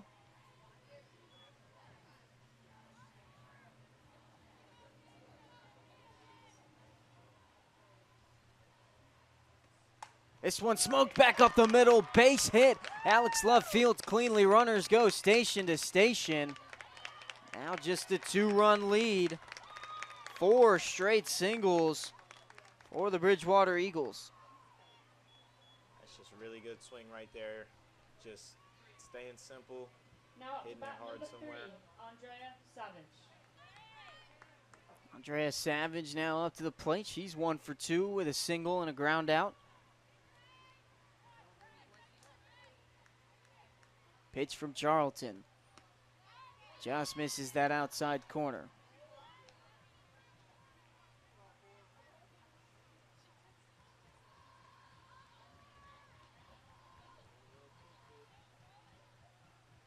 One 0 count.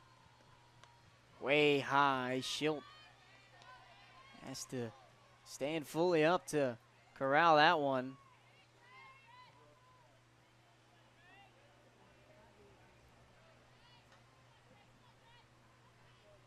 2-0 count. Pitch from Charlton outside for ball 3.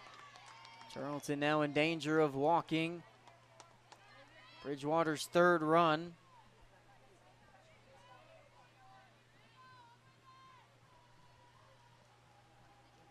Three-0 count.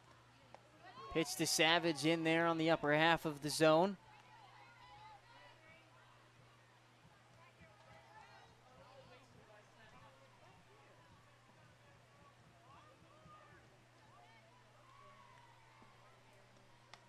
One count is fouled off to the left side. Charlton trying to fight her way back into this. Andrea Savage trying to either reach first freely or try and poke something into the outfield. Again, Bridgewater 4 straight singles. Full count. Okay, Charlton fires. Swing and a miss, strike 3. No, they fouled it off. Almost got the strikeout. That would have been huge for Charlton. Was a good pitch, but an even better job from Savage to stay alive. We'll do 3-2 once more. Pitch from Charlton. This one back up the middle. She's going to throw to the plate. 1 out, throw to second. In time for a double play. 1, 2, 3, double play. Count them up. Lynchburg 1 step closer from getting out of this jam. That really just turned things around, and that's what it's about, really. You get into a little bit of a situation, you just got to keep making pitches, trust your defense, and good things are going to happen, like that double play right there. Jordan Wise up to bat now. 2 outs, 2-run lead for Lynchburg. She hits this one into deep right. Helen Maddox ranging back, makes the play, and the inning is over. Bridgewater starting to claw back. 4-2, Lynchburg leads.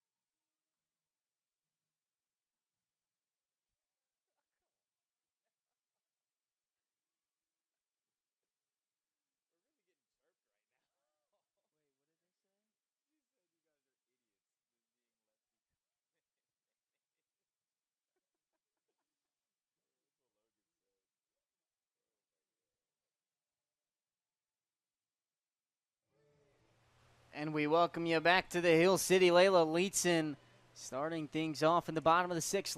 Bridgewater starting to claw back. Only down by 2 now, but Lynchburg trying to extend again. Last time Bridgewater scored, Lynchburg responded. And it starts with Layla Leetzen. 1-0 count. Catches that outside corner.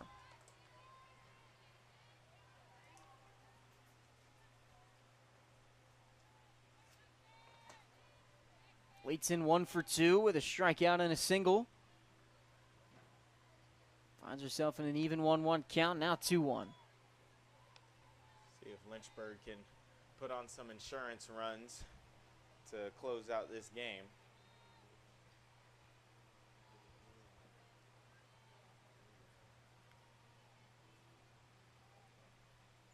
Two-one pitch. This one swing and a miss from Layla Leetzen. Looked like she got, from here, looked like she was going to get the top of it, but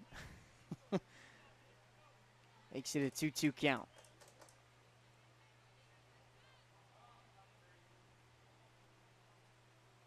High for ball 3. Cawthorn in danger of walking another batter. 6 walks for Lynchburg. They were top 10 in the nation coming into today. And that one called strike 3. Layla Leetzen goes down looking for the first out of the inning. Stepping up to the plate, number 2, Alex Love.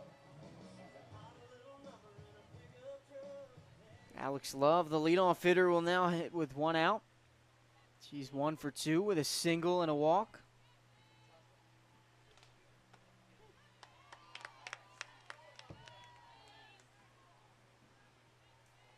First pitch in there.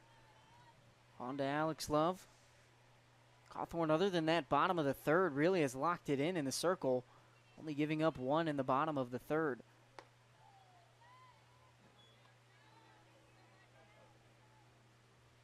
It was a 3-run bottom half of the 1st. And then 1 in the bottom of the 3rd that extended their lead back to 3, but Bridgewater starting to chip away. Good pitch on the outside corner. Makes it a 2-strike count for Alex Love.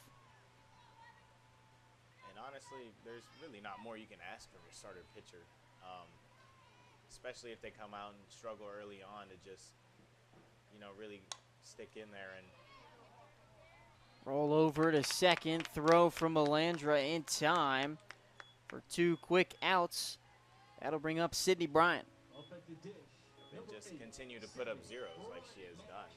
Give her team a chance.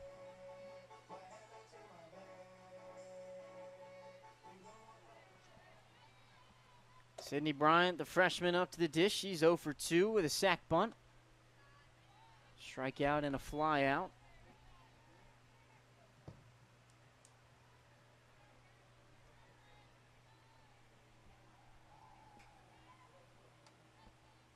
One-0 pitch from Cawthorn.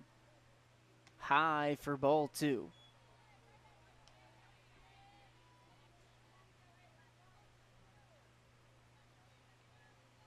Am I tripping, or did she take the braids out? Not too sure. We'd have to go back and look. 2-0 pitch high. There's a good chance She that. did have, Did she have the braids earlier? I think so. Maybe a comfortability thing. Somebody help me. Am I being crazy? 3-0 count on to Sydney Bryant. Outside called strike.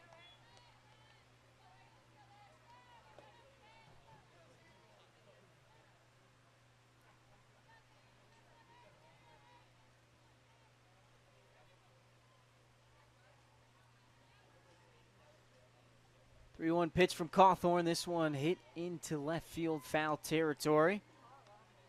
Another full count for the Hornets.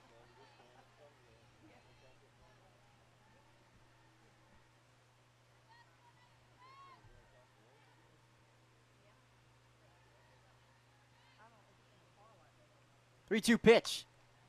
Blooped into left. Is it going to fall? It will, but in foul territory.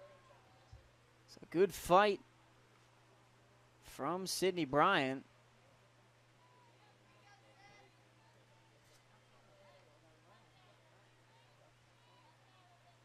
See if Bryant can win this pitch right here, win this at bat, find a way on base. So then Thompson can possibly move her over, drive her in for a 2-out run. Full count with 2 outs. This one hit sharply into center, but right to Byram. It's a good swing, but 3 outs for Lynchburg. 3 outs to go for the defense. Bridgewater down to their final 3 outs.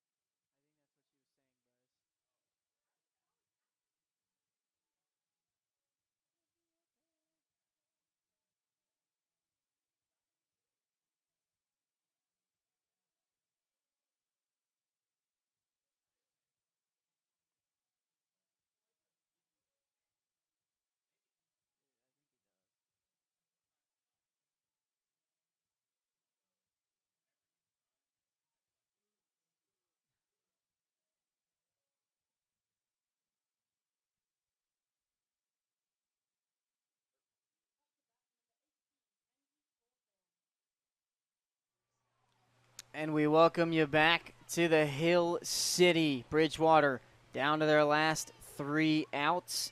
Lynchburg trying to close out game 1 of this doubleheader. 4-2 in favor of the Hornets. First pitch from Charlton. Misses, maybe inside. Squeeze him, Blue. Squeeze him. 1-0 count.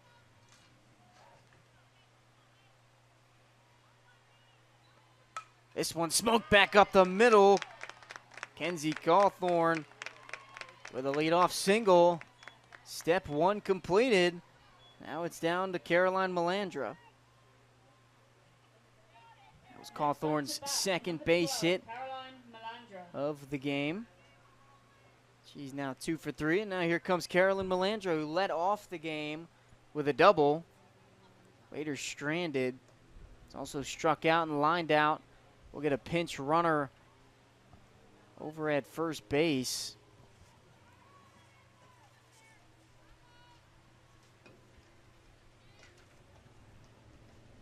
Try and get a number. First pitch from Charlton to Melandra is low and away. Looks like Ashley Matthews pinch running for the Eagles. Second pitch from Kate makes it 2-0.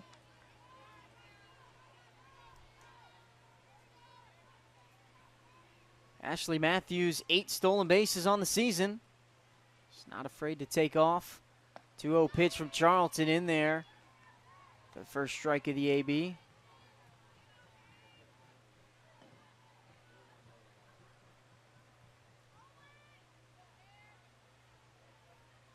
Two-one pitch from Charlton. This one hit up the middle. Alex Love coming in on it. Makes the play for the first out of the inning. Good swing from Melandra, just right to Alex Love.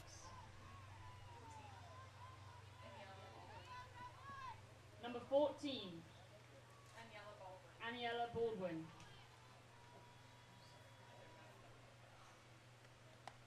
First pitch finds the outside corner.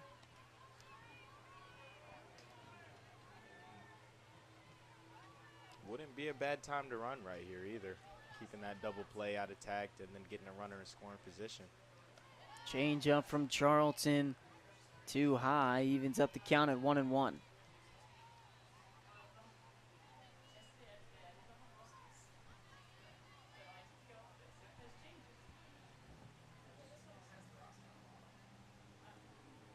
On one count, just misses that outside corner.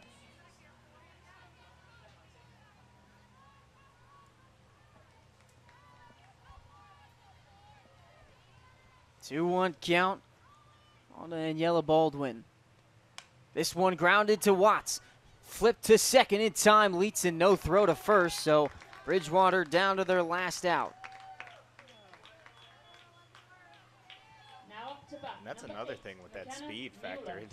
It is tough to turn double plays right there. Like you would think in baseball, that's just a routine double play.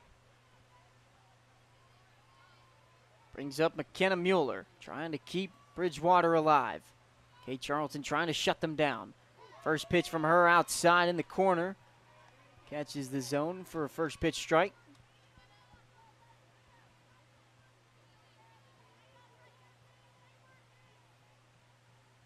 A 1 pitch from Kate. Change up, just missing. No, she finds the corner. Bridgewater down to their last strike. Can McKenna Mueller keep them alive? That pitch almost looked like she had it on a string and just pulled it back. 0-2 pitch.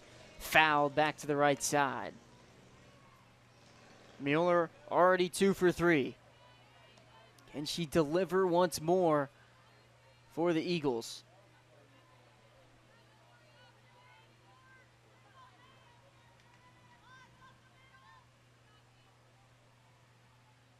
Oh, 2 pitch from Charlton. Outside, gets past Haley Schilt.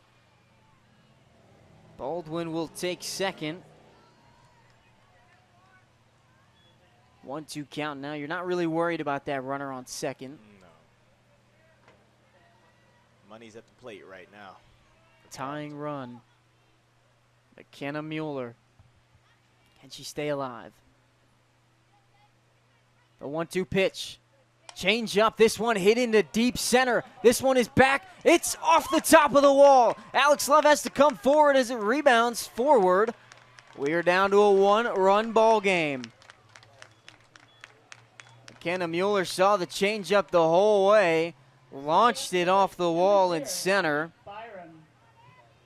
It's her third hit of the ball game. Bridgewater ever closer to tying it up. Abby Byram now up for the Eagles. Haley Schilt will have a conversation with her pitcher. Let me tell you, she didn't miss that changeup twice, though. Charlton pulled the string on her earlier in the at-bat. Hit that one into deep center.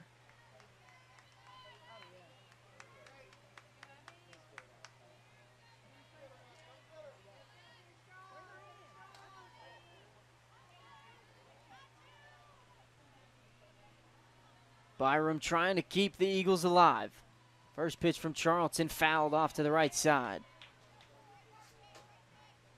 McKenna Mueller is going off of contact with 2 outs.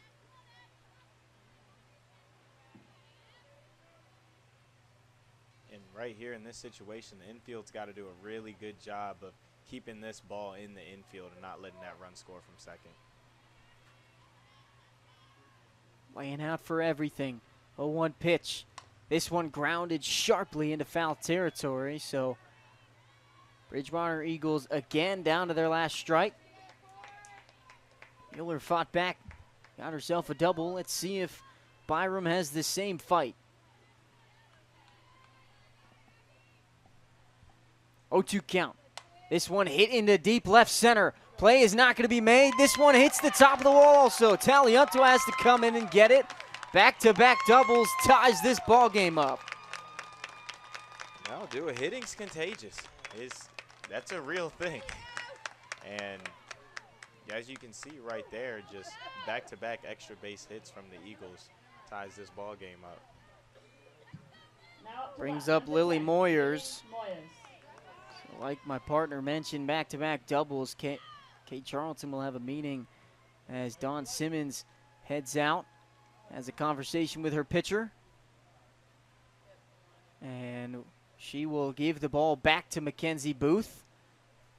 It's another different rule from softball to baseball, is when your starting pitcher comes out, you can put her back in later on in the ball game. Wow, that's Wow, yeah, that is way different. Normally, Charlton your day's done when you come out the game. came out in the fifth inning and now is back in trying to close out this top of the seventh. Lynchburg now has to walk it off if they want to take game one.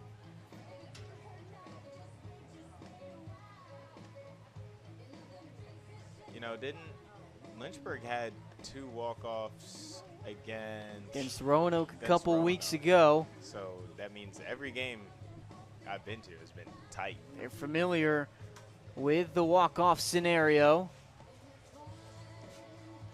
They're going to have to do it, but not before Lily Moyers has anything to say about it. You play until the final out, and Bridgewater has done it perfectly so far in the seventh. Go back to yesterday, Shenandoah had some comeback victories against Lynchburg. Hornets trying to stop that from happening. Kenzie Booth back in the circle. First pitch. Change up in there on the inside corner.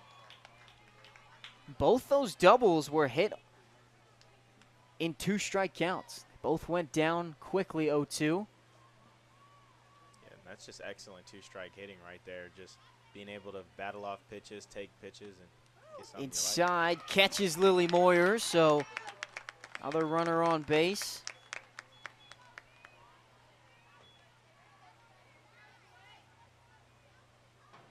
Brings up McKenna Dayton. Now up to bat, number 30, McKenna Dayton.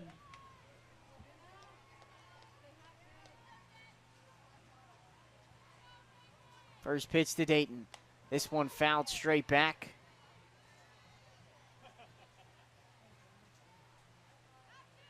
Kenzie Booth is impressed. This entire ball game has only given up the 1 run in the top of the second.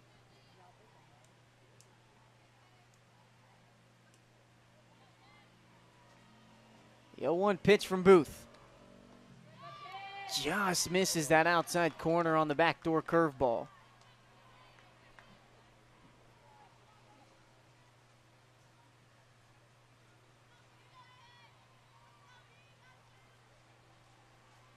On 1 pitch. This one grounded softly. Sarah Watts fields, throws the first in time. So the Hornets now have a chance to walk it off in the bottom of the seventh. 4-4. Bridgewater ties it up in the top half of the inning. We'll be right back on FloSports.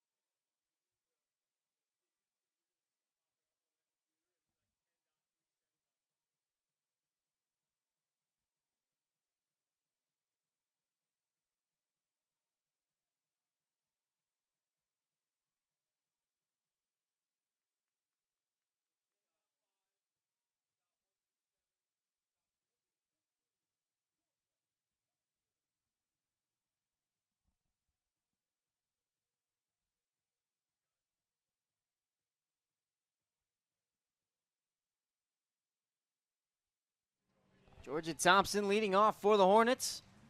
It'll be 3-4-5. So Thompson will be followed by Taliumtua and Watts. Dangerous part of the lineup. Thompson 1 for 3 with a single. As she hits this one into deep center, not far enough, and Byram underneath it.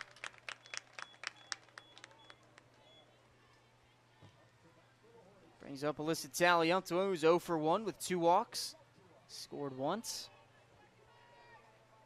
Yeah, it was a good swing from Georgia. The aggressiveness was there, just a tad bit underneath it. It was a good swing, and got to be a little aggressive here, but we're going to need base runners. First pitch misses outside. Taliumtua's had really great at-bats this evening so far.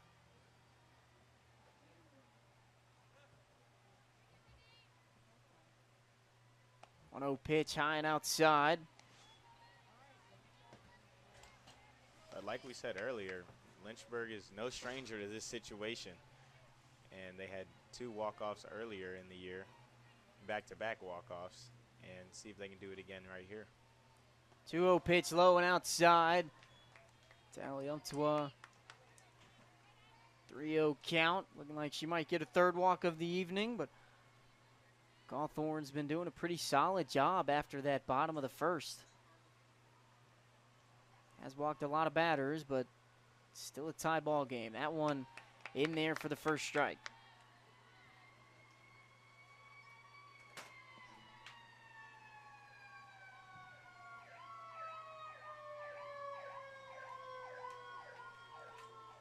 Three-one pitch. Low and outside for ball 4, and the winning run is now on first base.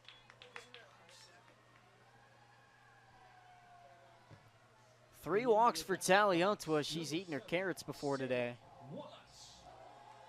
Carrot bat. Sarah Watts now up to the plate. Chance to walk things off. First pitch popped up to the infield. Savage underneath it. And that's the second out of the inning.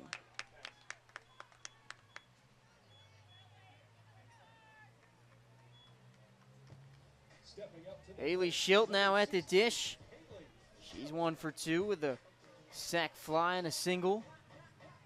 Lined out to the second baseman. That was the diving play that Melandra made. 2 outs, first pitch.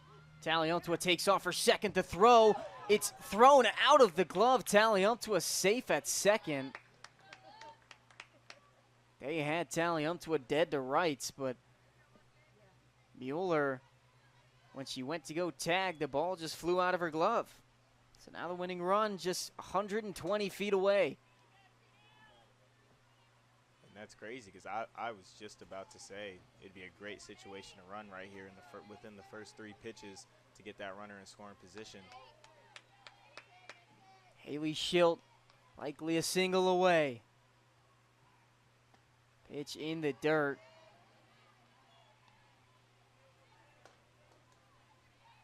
Two-0 count, or 1-1 count, excuse me.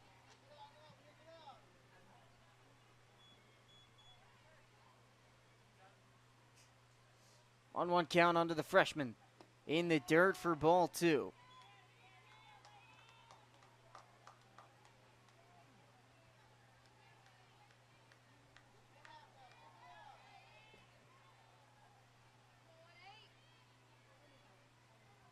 Two-1 count on the Haley Schilt. The pitch from Cawthorn. This one blooped into center. Is it going to drop? It'll be caught by Byram. And we are into extra innings. Lynchburg and Bridgewater deadlocked after 7.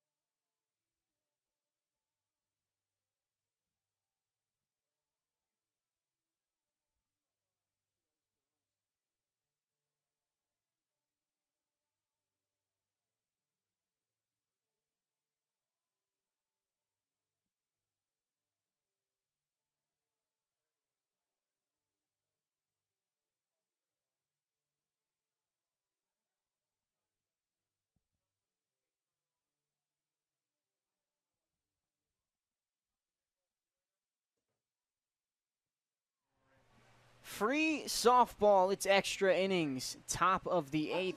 Runner will start on second. It'll be McKenna Dayton that'll start there. And Andrea Savage will lead things off. Mackenzie Booth still in the circle.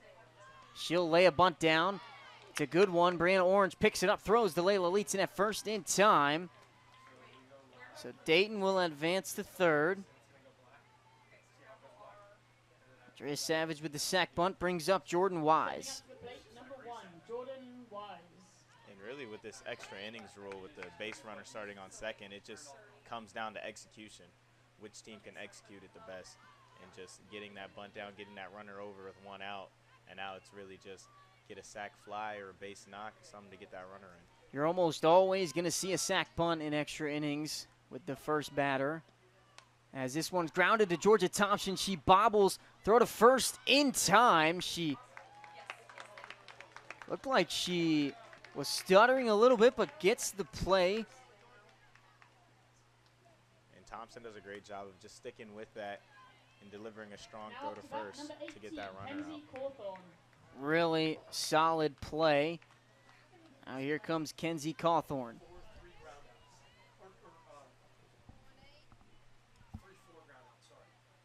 First pitch from Booth to Cawthorn. In there for a strike.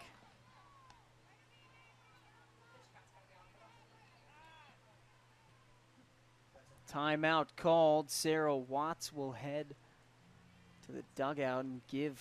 Looks like her belt broke. Interesting. She'll have to be wearing the Invisibelt. 0-1 pitch.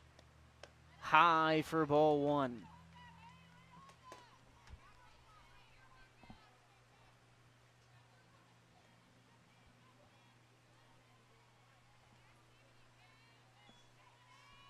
Cawthorn 2 for 3 with 2 singles.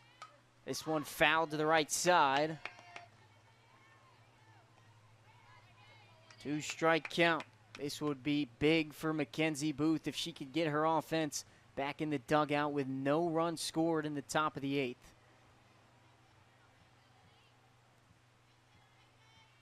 The 1-2 pitch. Swung and blooped into right. Orange ranging, can't make the play. We'll redo 1-2 again.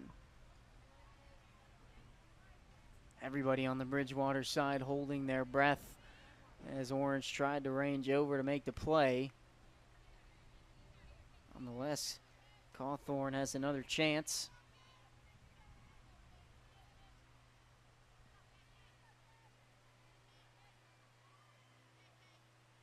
One-two pitch.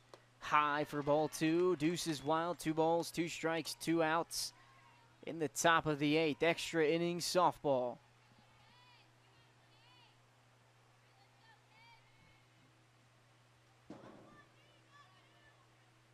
The 2 pitch from Booth. This one hit sharply to Leetzen. Makes the play. Throw to first in time. Lynchburg's got a great chance to walk things off in the bottom of the 8th. We'll see what happens in just a moment.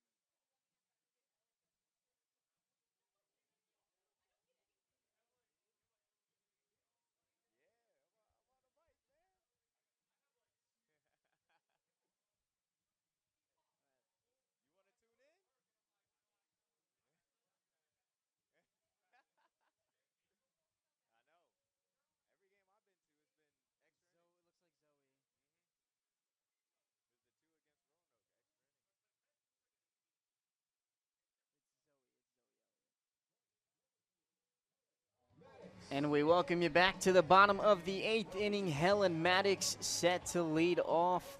Zoe Elliott will pinch run for Haley Schilt at second. Maddox will put down a bunt. It's a good one.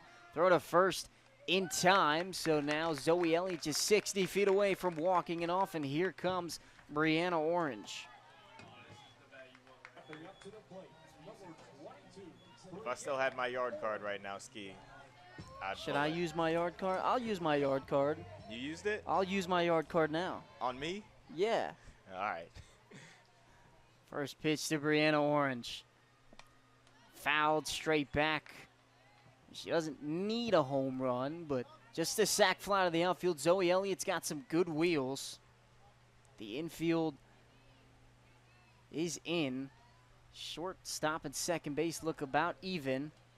Of course, Brianna Orange has got some good pops, so you don't want to go too far in. 0-1 pitch from Cawthorn. Inside for strike two. And you're right, she doesn't need a home run. She just needs to hit something hard, find some outfield grass, but it sure would look cool. 0-2 pitch from Cawthorn. Inside and high for ball one. Tensions are rising here at Moonfield.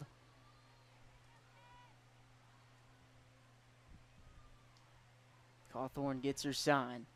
Winds and fires. Good take from Brianna Orange. Count even at 2-2.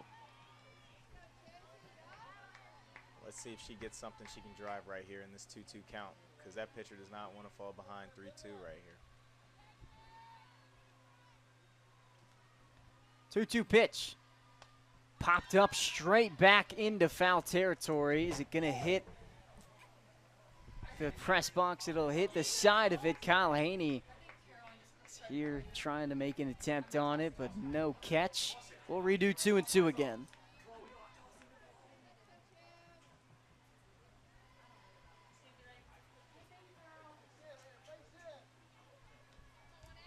We'll redo 2 balls and 2 strikes with 1 out. Winning run on third. The pitch popped straight back. This one's going to hit the stands and we'll say it was caught. Of course, this isn't banana ball, so we'll continue with the 2-2 count.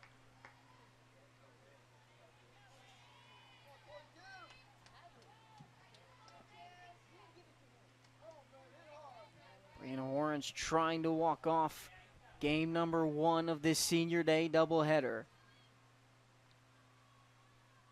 Cawthorn, the pitch inside, it's in the dirt. Elliott will put on the brakes. Good hold right there, because that ball bounced back real hard, and that could have been trouble. Busby got really lucky with the backstop. Sometimes the backstop can be a catcher's best friend. Like you mentioned, Bryce, that's a good hold from Zoe Elliott. Brianna Orange, 3-2 count now.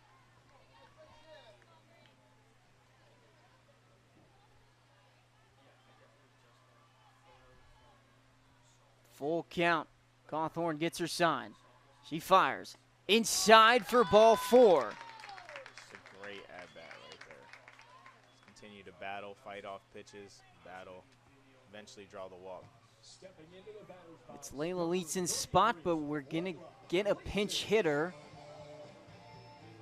See if we can get a number.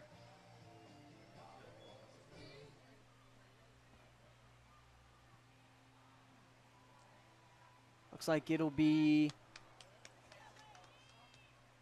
Mackenzie Colsar, number 11. Another freshman on this squad. Comes into today hitting 200. She's got 5 at-bats with 1 hit, 1 RBI. Be a great time for base hit number 2. The first pitch. This one popped up to the right side and not caught. Moyers dropped it. So another chance for Colsar. Swinging away on the first pitch. Again, game-winning run just 60 feet away. Of course, with a runner on first, there is always a chance for a double play. 0-1 pitch to Kolsar. Swings and misses, quickly down 0-2. Biggest at-bat of her career so far.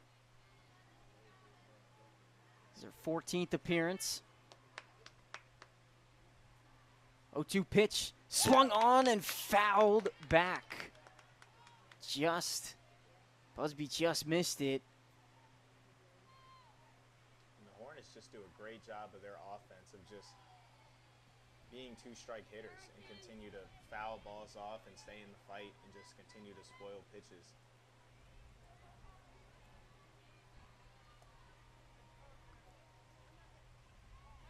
Kolsar down 0-2. Cawthorn trying to close it out. Give Bridgewater another chance to put a run up. 1-2 count.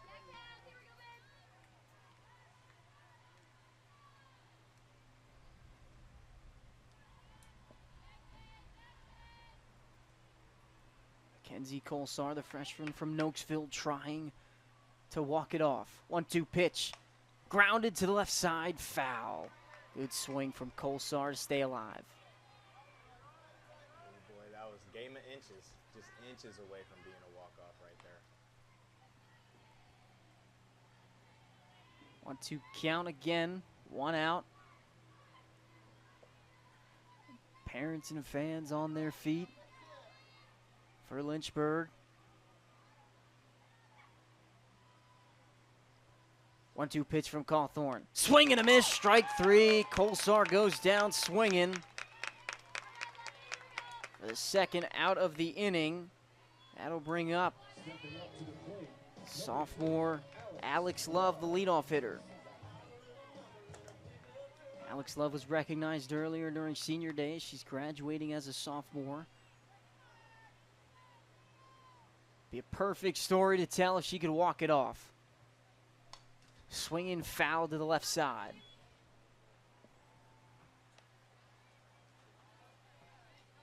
This has my hands sweating over here.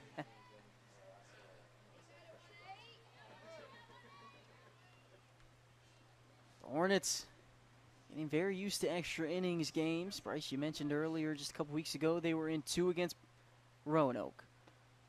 That one in there for strike 2. Alex Love down in the count. Just needs to poke one to the outfield. She's 1 for 3 today with a walk. Leads the team in hits. See if she can create another. This one poked up the middle, base hit! Zoe Elliott will score, and Lynchburg walks off game 1 of this senior day doubleheader. I told you, man. I told you. Lynchburg is no strangers to the walk-off. No strangers to being in extra innings in these tight situations. How about that? Alex Love, recognized earlier for senior day and walks off game 1. Lynchburg wins 5-4. 6 hits for the Hornets, 12 for the Eagles, 7 hits for the Hornets now. We'll be right back. Don't go anywhere. This is a doubleheader. Beautiful day here in the Hill City. But Bryce Demery, thank you for joining us. Game 1. Hopefully we have you for game 2. Well, we'll be back. It's going to be a fun game 2. We'll be back on FloSports.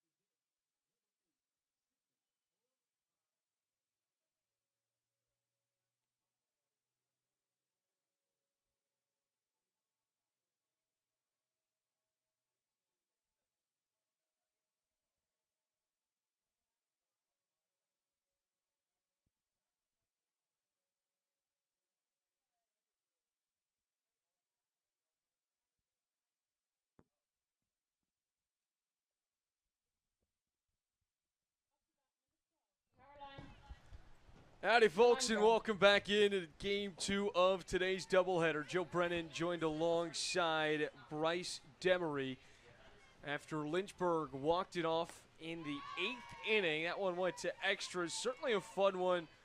I mean, Bryce, how can you describe the atmosphere that we've got going on here today at Moon Field? Oh, it's just electric. We got beautiful weather. We got fans out here, and we're just witnessing great softball. Well, Sydney Bryant gets the nod for Lynchburg in Game 2 to start in the circle. You do have Kate Charlton also listed as that flex spot, so it wouldn't be a surprise to see Sydney Bryant check out at some point in the near future. But what's really stood out about her game thus far this year is her ability to swing the bat, Bryce. Having someone that can be that two-way kind of player for you on the rubber in the circle, then what she's done in the batter's box, it's really tough to pick and choose on what's been more impressive from her, as this one's pounded right up the gut, right back at the ankles, and a quick shovel over to Orange at first to retire Caroline Melandra. Yeah, having players that's just versatile, that's always a key thing to have in your lineup and just a key piece to have on your team and on your squad. That will bring up Baldwin, the right fielder, batting out of the Southpaw's batter's box.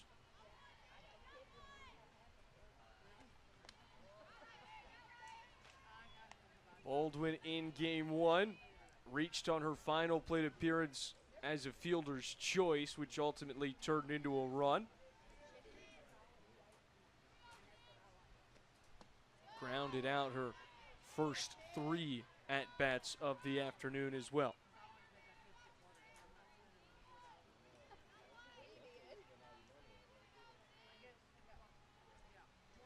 We'll walk you through the defensive alignment for Lynchburg in Game 2. Working from right to left in the infield, it's Orange, Leetzen, Watts, and Thompson. In the outfield from right to left, Maddox, Love, and Taliumptua, with Haley Schilt behind the dish. 3-0 pitch on the way. The right-hander kicks and fires. This one finds the outer rail for the first strike of the count against Baldwin.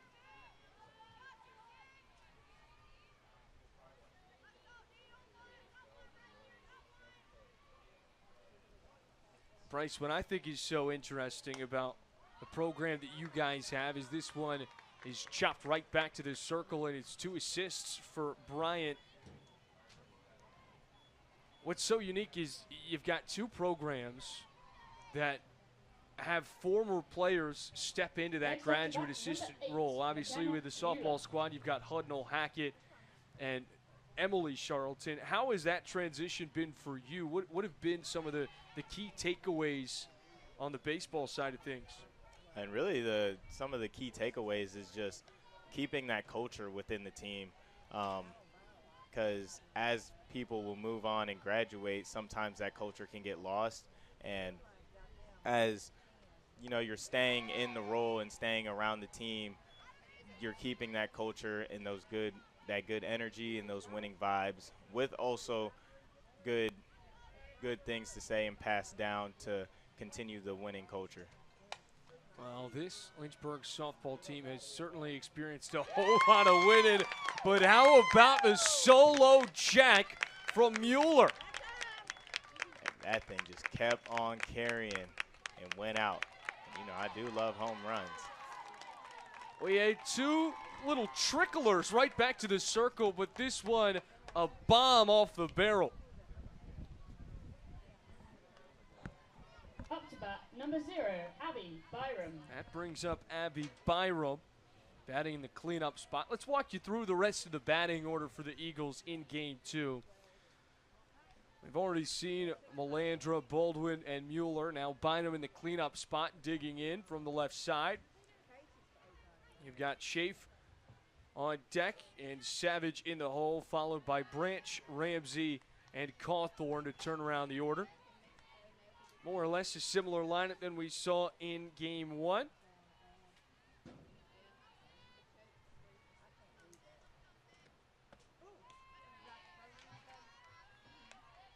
Mueller really having herself a day Went 3 for 4 in game 1 for the Eagles. Tabs her second extra base hit of the afternoon with her first at-bat in game 2. Now you bring up Byram, who went 2 for 2 at the dish, had a single and a double in the 6th and 7th frame. Also was walked, her first plate appearance in the 3rd. This one popped up left center field. Taliuptua on a beat. And she'll let Love cruise in and snag it away. We'll step aside through the top of the 1st. Eagles out in front by a run.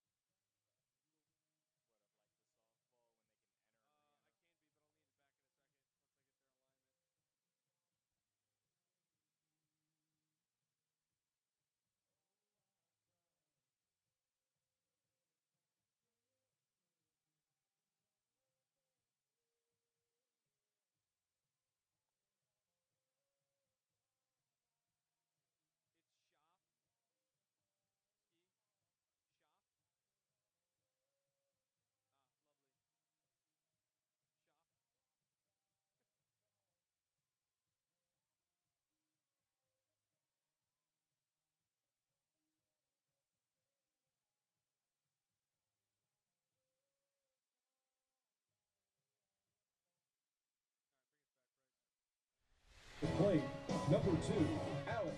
And we welcome you back to Aubrey R. Moon Field. Joe Brennan joined alongside Bryce Demery. Ethan Moronsky will join us momentarily. Let's walk you through the defensive alignment for the Eagles here in Game 2. It's Rhodes getting the nod in the circle for Bridgewater, pitching a Schaff behind home plate. This one high for ball 1. Branch at first, Maladra at second, Mueller at short, and Savage at the hot corner.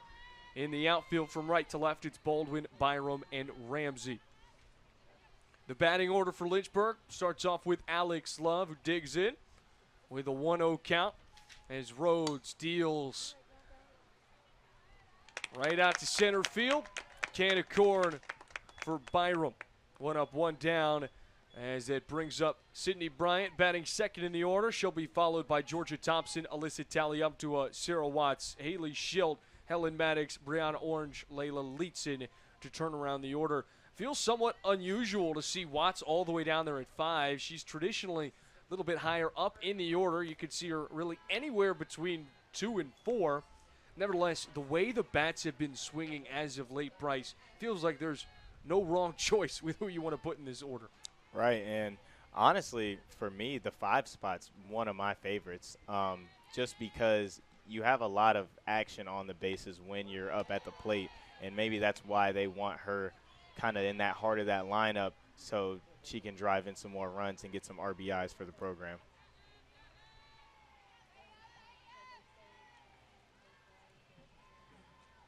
It's a Bridgewater team that comes into today's contest at 23-7 prior to the loss in Game 1. Now sitting at 10-3 in conference action. Feels like that upper middle of the pack, if you will, in the ODAC, really up for grabs this year. You've got a whole host of squads that can make their case. Obviously, these 2 squads certainly in that mix. You've also got Shenandoah, who was just here yesterday.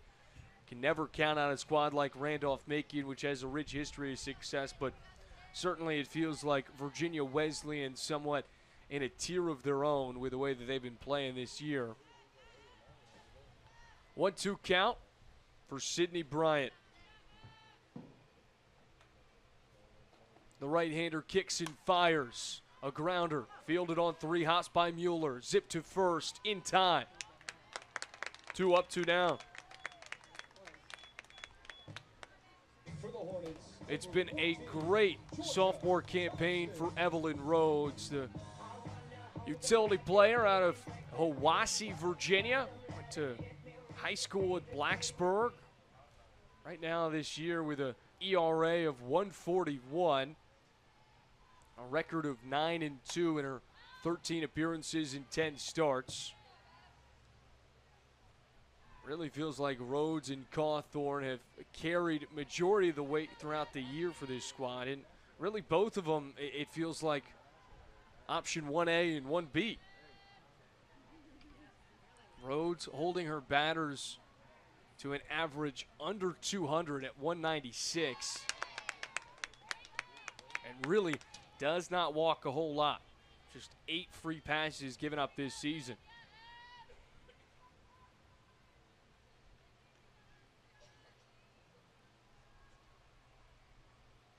That's somewhere where you see a big difference between the game of Cawthorn and Rhodes. Cawthorn's going to induce a whole lot more strikeouts, but with that, more extra base hits, more hits in general, along with a much higher average walk per inning. Rhodes up in the count, 0-2 against Thompson. Got him swinging, 3 up, 3 down. A beautiful frame from Rhodes in the circle. Bridgewater holds a 1-run advantage as we move to the away half of the second inning.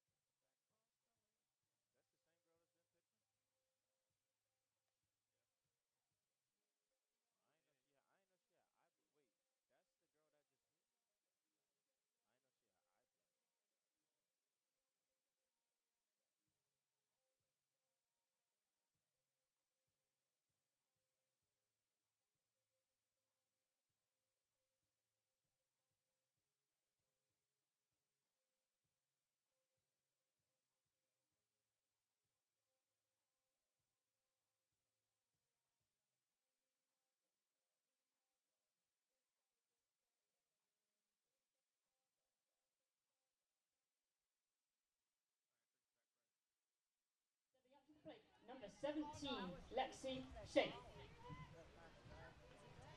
And we welcome you back into the broadcast booth here in Lynchburg, Virginia. From the Hill City, it's Joe Brennan, Bryce Demery, and Ethan Maratsky bringing you the action from Aubrey R. Moonfield. Ski, welcome back on. Obviously a fun bout for you in Game 1. These two teams right now really in the thick of an ODAC race towards postseason positioning. What have been your major takeaways just from how a lot of these teams really in that upper echelon of the middle where you got Lynchburg, Bridgewater, Shenandoah, Roanoke, Macon. You've gotten to see all of those teams play this year.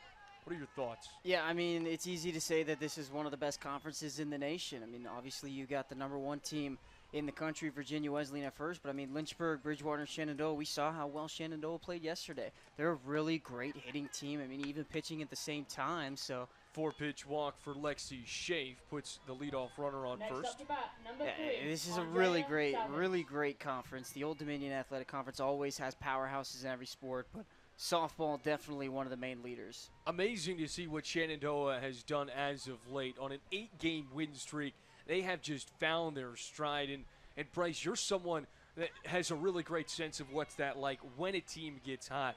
How can you describe what that shift in energy in the locker room is like? I mean, we just saw Lynchburg come off a 10-game win streak. Oh, I mean, it's everything. When the bats are hot and the team is hot. Bunt laid down the first base line. Bryant over to first for a 1-4 fielder's choice, advancing the lead runner to scoring position. And when everything's connecting and everything's going right, it just seems like Stepping up to the plate, number nothing can go 25. wrong. And just the wins will Leah come right along Bronze. with it. Well, the saying is hitting is contagious, and that's something that is mainly referred to in games. But and a lot of times as the chopper goes right back to Bryant, we got a pickle. Good old-fashioned rundown. The toss over to second. Not going to be laid down. Miscommunication between Bryant and Watts. So it's one of the more unconventional base knocks that you'll see coming from Leanna Branch. I think that's a really smart play initially from Sydney Bryant. You get that ground ball, a quick one, you check that runner back, saw that she was halfway down the baseline, went to go towards that pickle like you mentioned, Joe, but just really didn't know what to do after that.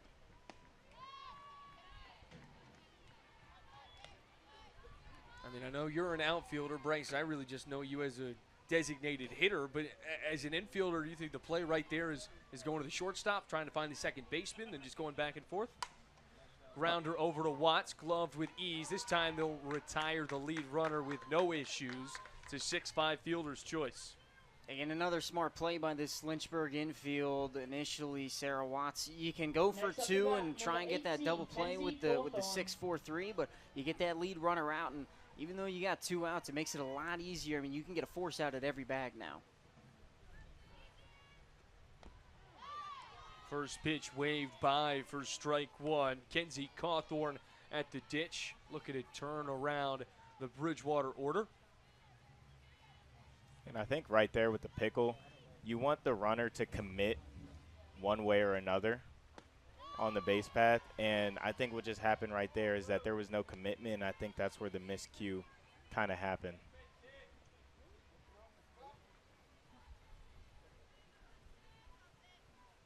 1-1, 2 away, runners on first and second. Bryant can't locate the zone, low and away for a 2-1.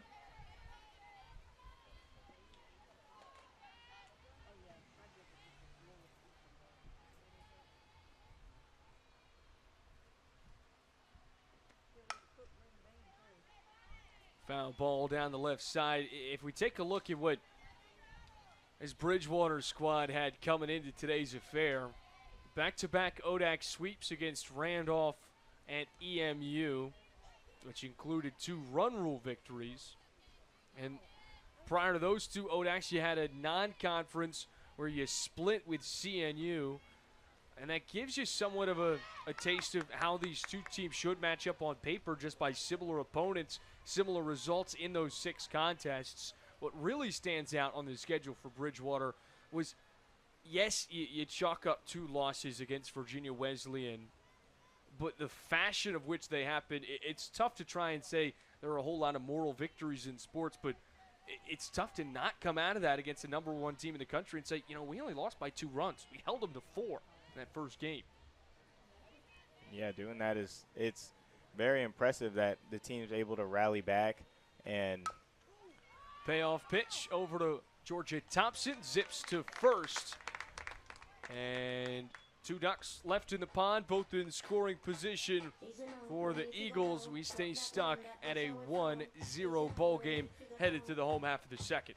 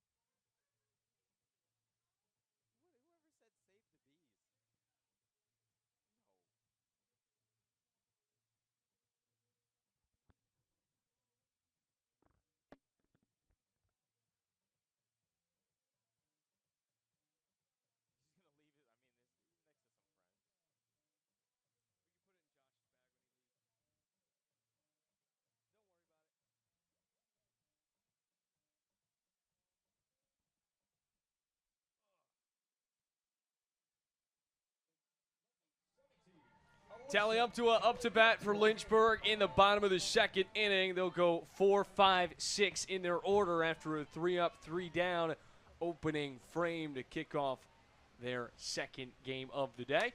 Tally up, deposits it foul down the left side. Alyssa Taliuptua has had a phenomenal senior campaign. She's one of many celebrated today for the Hornets. The Yorktown product,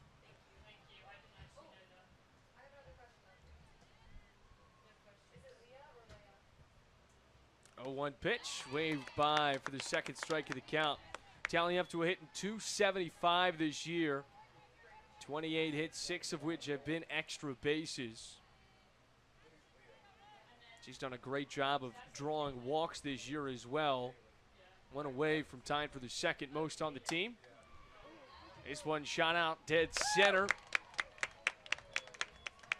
Second grab made by Byram today. Stepping into the batter's box, number 7, Sarah Watts. Now you bring up maybe the most dangerous 5-hitter you're going to see in ODAC softball in Sarah Watts.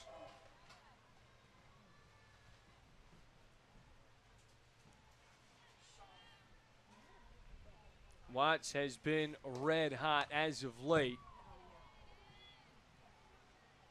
Game 1 today, she went 1 for 2. An RBI and a run to her name as well. Prior to that Shenandoah series, it was something like we have not seen in a long time. She had a 4-game stretch where she went 4 for 4, 4 for 4, 2 for 5, and 2 for 3. 4 ribbies, 4 runs, as well in that opening game against Christopher Newport where she went 4 for 4. She had 4 home runs across 3 games. She's just seeing a beach ball right now. That's what it sounds like. Came back down to earth a little bit against Shenandoah. Went 1 for 7 combined in those 2 ball games. Feels like she's finding her groove once again here today. Now, Bryce, what is it like when you have those streaks where you go into a cold spell and then you're scorching hot, and then how do you try and find that middle ground? Yeah, and that's really one of the hardest things to do, because obviously once you're hot, you just feel like nothing can go wrong, and just like anything you do is just great. And then you start going back down, and then you start overthinking. And the best thing is to just stay where you're at, like stay cool. And if you start to go down, don't start overthinking, don't start overcompensating. Just stick to your work, stick to your approach, and that you'll be just fine. Sarah Watts. High fly ball out to left field, corralled by Ramsey. 5 up, 5 down thus far for Rhodes in the circle. You know, while you played collegiate baseball, I feel like I've had similar experiences when playing Mario Kart, where you get that star and you're just going really fast and everybody's bouncing off you, and the next thing you know, you get hit by a blue shell. Yep. And you just got to regroup. Yeah, but that's really just reality. You get knocked down, and you just got to get back up, find a way. Now, somehow, Joe, I think that was a perfect analogy. Thank you. Thank you. 0-1 count for the freshman Haley Schilt. Looking to break the ice for Lynchburg here today in Game 2.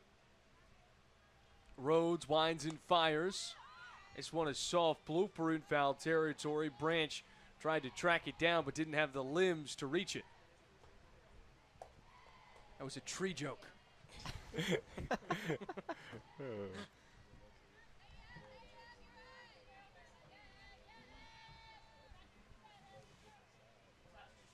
Schilt down 0-2. She's been one of the most solid bats for Lynchburg in her freshman season as she fends off another pitch to stay alive at the plate. 31 hits for Haley Schilt in her 95 at-bats this season. 5 doubles and 2 home runs, one of which came in spectacular fashion in that Sweetbriar Game 2 comeback for Lynchburg, where it looked like they were about to lose to Sweetbriar for the first time in program history. Next thing you know, you have a handful of extra base hits from the middle of the order, where Lynchburg has really placed a whole lot of their power in this season. We've seen bats like Orange and Watts and Schilt really slide into those spots, Taliumptua as well. And late in games, time and time again, we've seen that heart of the order really step up when their name is called, as the 1-2 skips in the dirt to tie it up at 2-2. I mean, even Helen Maddox is another name that they've been throwing in that middle part of the order, and she's really had a much like Haley Schilt, an outstanding freshman campaign where you go back a couple weeks ago, she's one of the hitters that walked it off against Roanoke. Yeah, Maddox are growing with 8 doubles and 3 home runs this year, so you're exactly right. This one out to right field. Baldwin runs out of real estate trying to track it down. We'll do the 2-2 one more time.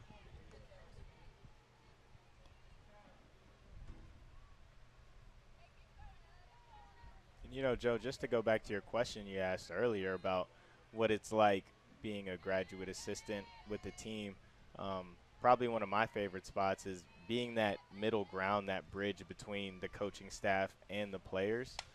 Schilt, sharp one down the left side, gets in for a base hit. And that's the first one of the day for Lynchburg, their first runner on a bat. And it's just great to be able to have that connection, and you know, just like what we talked about, when you're doing good and then you go down, like that can really affect you in the head, and just making sure your players are on track and doing good. Do you ever feel old? Yeah, sometimes I do, even though there's guys on the baseball team that are older than me. But they call me Unc sometimes. Well, you better not be getting that from the 60 years that are still out there. You've got, I think, 6 years on that team, 6 or 5 years with Matt Field and Quinn Madden. Obviously, that COVID year still lingering around for those guys that had medical red shirts and stuff of that nature. Fly ball out to right, tracked down by Melandra. And Lynchburg gets one on, but leaves him stranded. We head to the third. 1-0, Bridgewater in command.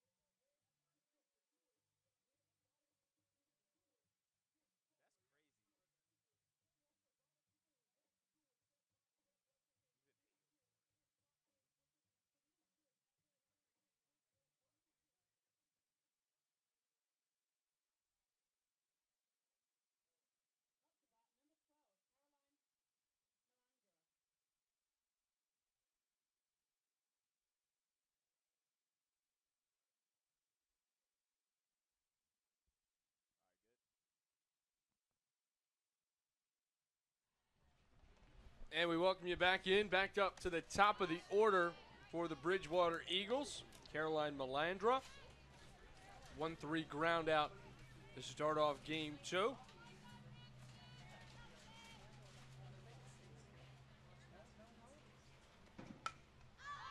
High fly ball out to right field.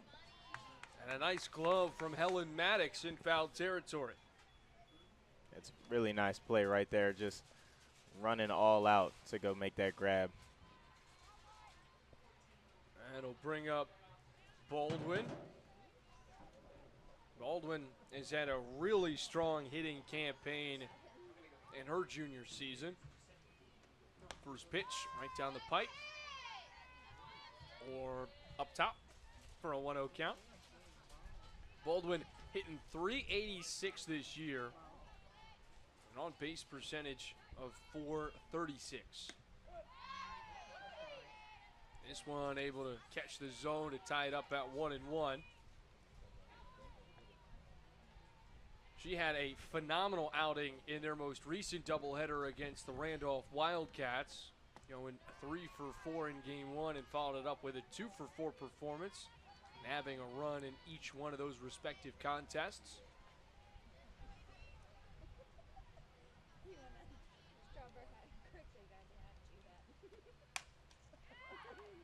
Grounder on 2 hops, fielded by Watts. Toss to Orange in time. 2 up, 2 down in the top of the 3rd. Stepping into the batter's box, number 8. And in my career, I didn't play a whole lot of defense, but I think the one play I think I wanted to make the most that it never did was the foul ball in foul territory and jumping over the fence to go make the grab. That takes a certain degree of athleticism, Bryce. Yep. I mean, I think I've got it. I just don't think I'm not saying you don't. I'm saying we haven't seen it. Oh, yeah. So maybe we got to take you out there and hit a couple of balls. We've got another guy in this press box that claims he can hit a ball to the fence. So we can see if that can actually happen. Yeah, we might have to run out there and do it. 1-1 from Bryant. Pounded right through the middle. Mueller has been playing out of her mind this season, Bryce. An average of 421. Stepping up to bat. And we talk about hot streaks. Abby Byron. She is certainly in the mix of one right now.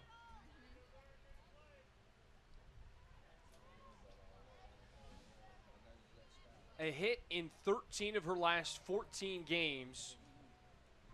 Mueller just really seeing that ball well. And that puts a runner on with 2 away for Abby Byram.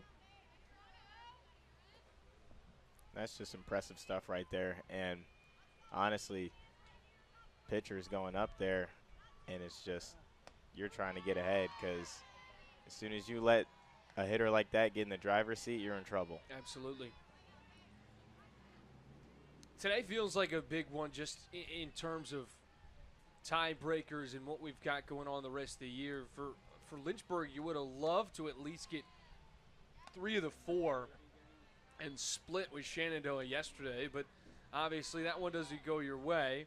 And now if you're Lynchburg, the rest of the season you've got Randolph, Macon, and Guilford, back-to-back doubleheaders on the road. Then you come back and play Everett and finish out the year in Virginia Beach against the Marlins for a doubleheader there. So you feel like you've got 3 doubleheaders where you are certainly in the mix to split or win. As we'll step aside after the 1-3 ground out, more talking about what's to come for both of these squads down the line.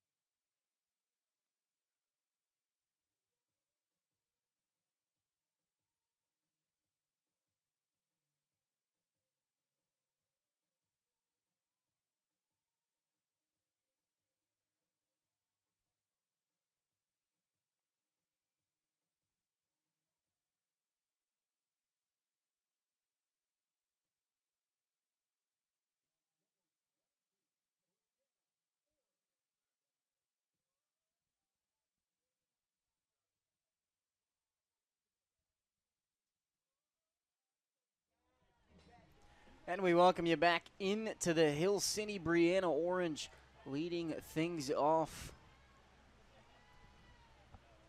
First pitch. This one hit high into left center field and caught for the first out of the inning.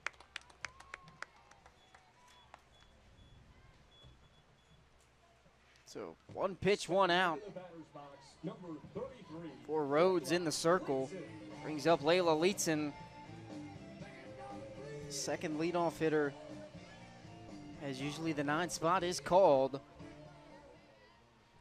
Only somebody who's pretty quick, and Layla Leetzen definitely fits that description. First pitch to her, she shows bunt, pulls back for ball 1.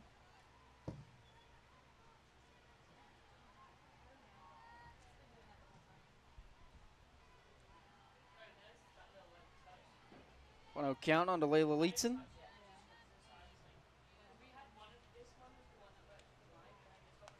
Had 3 strikeouts in game number 1. Excuse me, actually 2 strikeouts. She got pinch hit for in that home half of the 7th.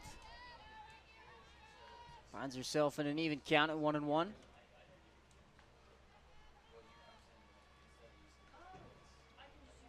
One pitch from Rhodes. She shows bunt once more. It kind of floats in the air. Play can't be made. Safe at first. Layla Leeton. It's herself a bunt single. And that's exactly what you got to do in that spot. Really just put pressure on the defense and find a way on base. And Leeton does a great job of just doing that. And the reason why they call the 9 spot the second leadoff is because with 1 out, you get on first base, and now you got your actual leadoff, Alex Love, at the dish. Watch that first pitch go by for strike 1. Alex Love, one of the more aggressive hitters on this squad. You go back to even game 1 on that walk-off. The first few pitches of the at-bat, smoked up the middle. See if she can replicate that. 0-1 count. Pitch from Rhodes. Catches that outside corner, and she's quickly down 0-2.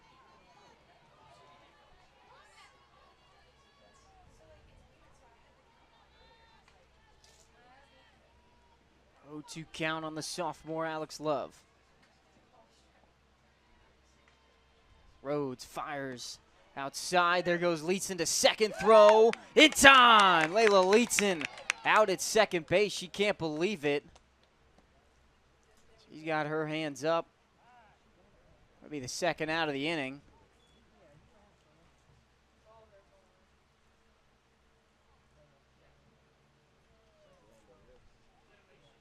Layla Leeton, one of the tougher runners to throw out on this Lynchburg squad. Schaaf did it easily behind the dish. And that's just a good play there by the defense because it was a good time to run 0-2. And the pitch was a little low in the dirt, but ended up making a great play and getting the out. So with 2 outs, Alex Love, 1-2 count, trying to spark a 2-out rally. The 1-2 pitch, swings and fouls it off to the left side.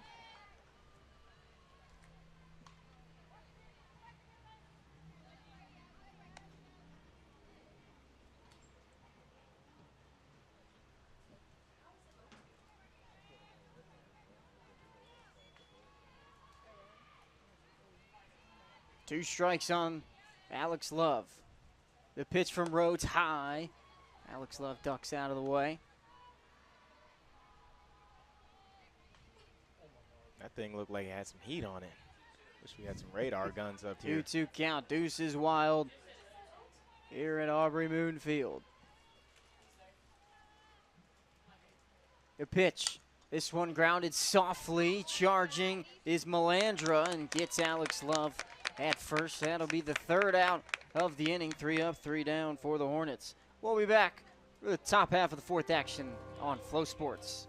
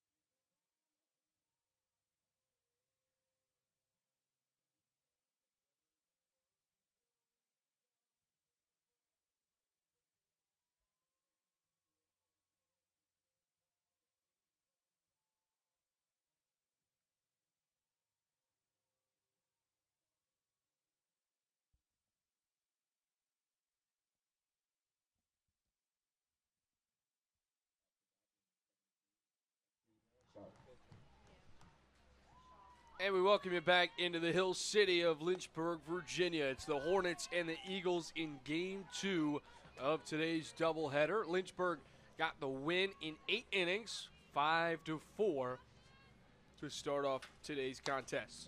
This one ripped down the left side, gloved at the hot corner by Thompson, and a hot toss over to Orange at first.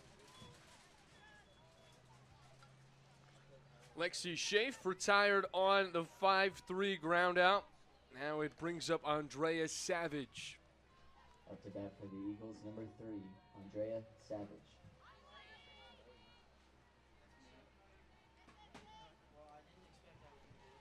First pitch to Savage. Catches the outer rail. Went 1 for 3 in Game 1 today. On a 5-game hitting streak. This one high out to right field, and an easy glove made by Maddox. It was like the offense might have started to cool down a little bit in Game 2. We did have that solo homer from Mueller with 2 outs in the first. Leah Branch. Now it's Branch, who had one of the 2 base knocks for the Eagles already today, and now she makes it a pair. 1 pitch swinging, and a seeing eye single gets her on board with 2 away.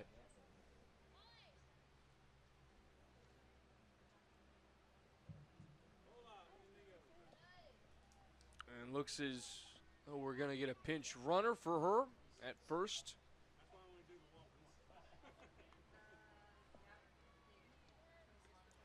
It will be Molly Aykroyd.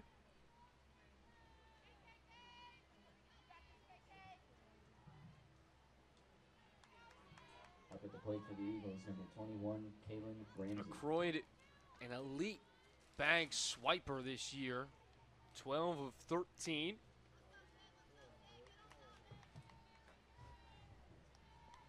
We'll see if they try and get her in scoring position for Kaylin Ramsey.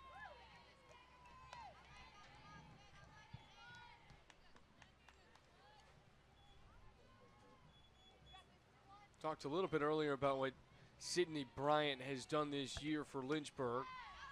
She's thrown the fewest amount of innings out of the pitching rotation. Just 23 innings of work coming into this one. Record of 4-4 in her 12 appearances in 6 starts.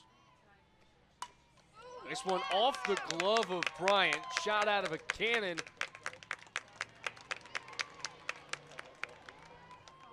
And back-to-back singles put Branch in scoring position for the bottom of the order, Kenzie Cawthorn.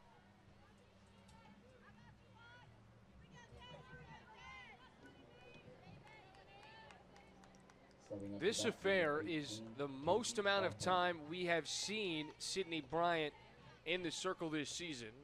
Matter of fact, it ties it with 3.2 innings of work against Mary Baldwin. She can claim another out. It goes down as the most.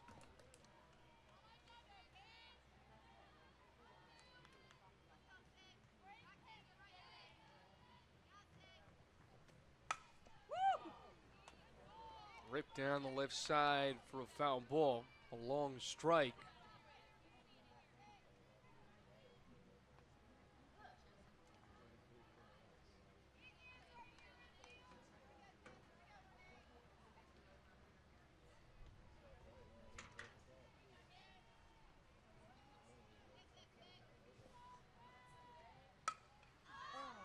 Out to right, Ellen Maddox with a can of corn to retire the frame. That takes us to the bottom of the 4th, a defensive fanfare. Lynchburg will try and break the ice and get on the board when we come back.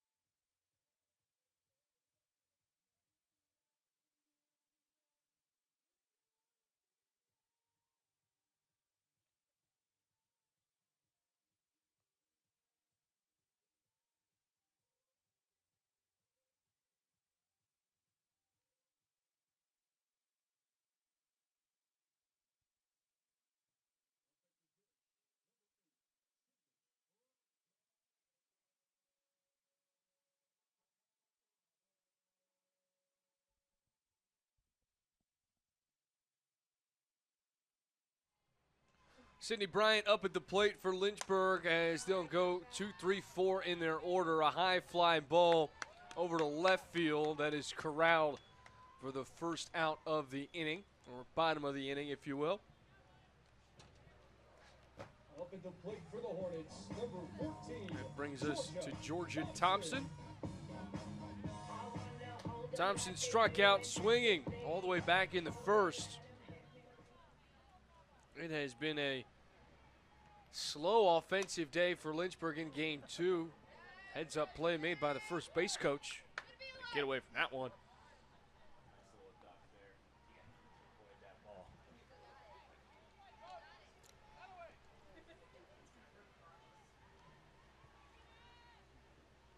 Haley Schilt and Layla Leetzen, the two Hornets, with a base knock today, but Leetzen was retired after trying to swipe second.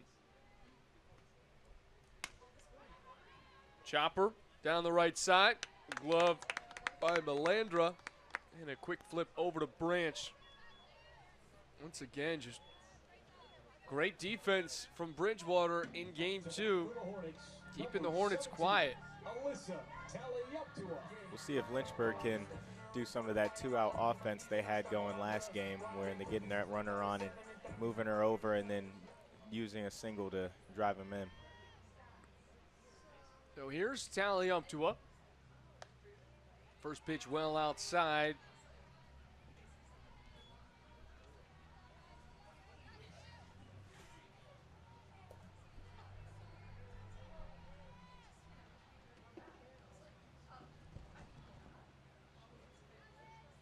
On the way.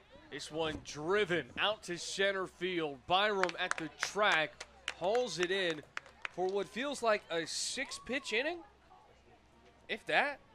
I believe so. I think that's right. That was really quick. That was quick. Well, this one's flying by. Top of the 5th coming up when we get back from Moot Field.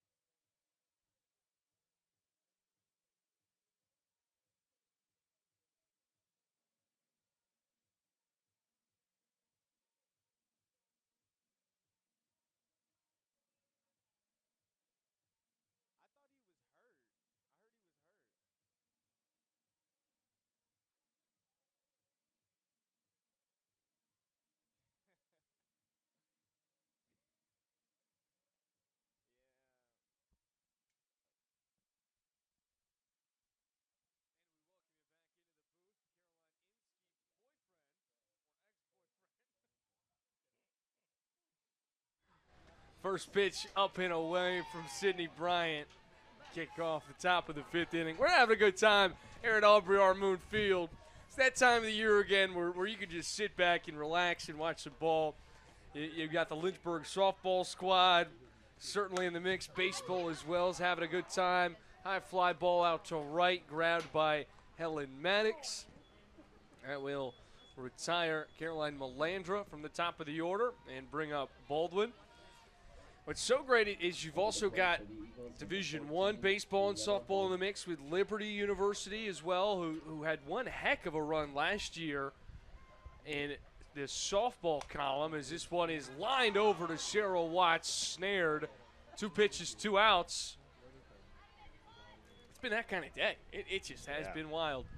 And you've also got the Single A Guardians affiliate of the Hill City, now Howlers. How do you feel about that rebrand? I mean, it's definitely different. It's a change, but I got all this Hillcat stuff, and it's like they're not called the Hillcats anymore. Now it's vintage. See, I think a lot of people are fans of the script, but I think the big thing that people don't like is, A, the colors, because now you just have another red and blue team. Mm-hmm. But maybe that was intentional with Liberty. And also the number of mascots they now bring. You've got like 7 mascots affiliated with that team. Yeah, they have multiple mascots, right? Which, I mean, it's one thing if you've got 2.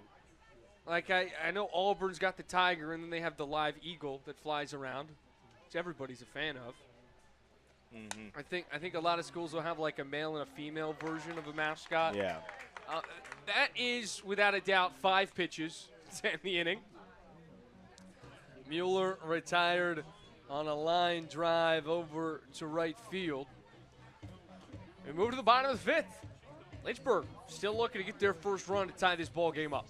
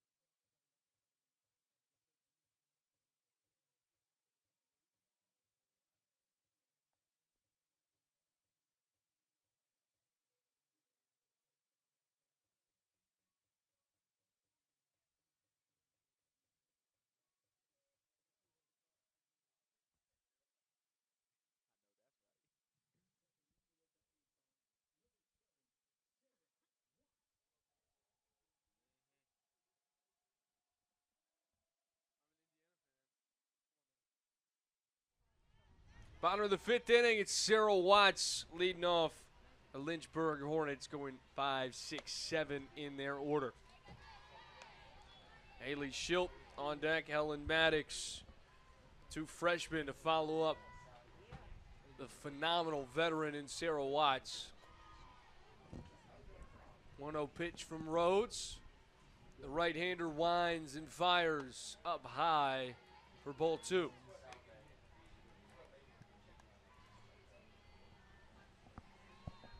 You know, in this press box, we've got a whole lot of chitter-chatter going on right now with Josh Smith in the house, talking about the comparisons between Bridgewater baseball and Lynchburg baseball as this one's drilled out to center field, ranging back. Byram with a backhanded grab to put away Cyril Watts. What I think is so unique is all the conversation about NPI, which was introduced to Division III in the last half-decade, and it has now become the law.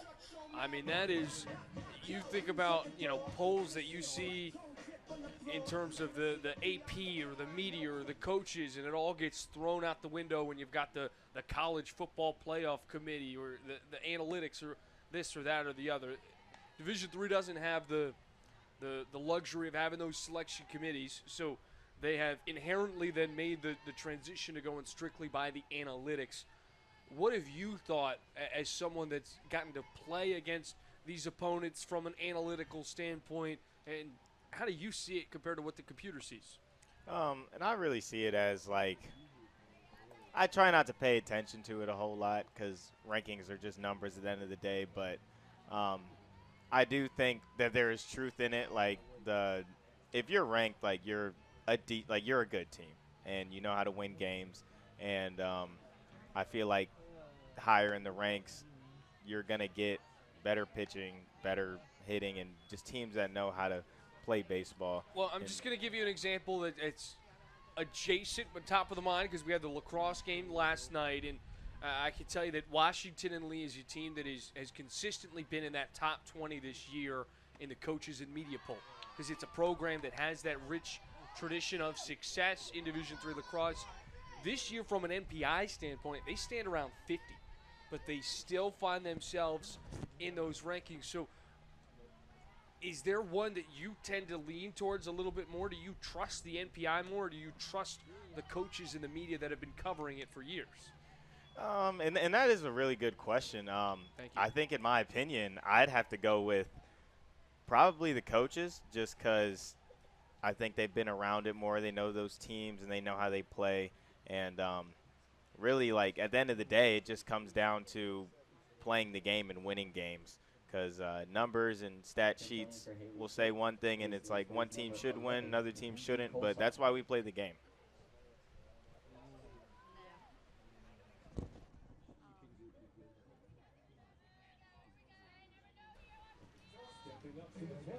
You get a runner on first now with one away.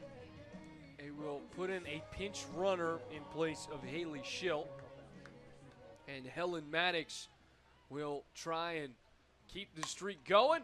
Sharp grounder off the glove of Mueller. Runners go station to station. And now you put Mackenzie Kolsar in scoring position. First pitch swing, and brilliant job right there from Helen Maddox.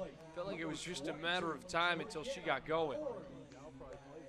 This is the right girl for the job right here, so hopefully we can get an extra base hit to score a run and maybe two.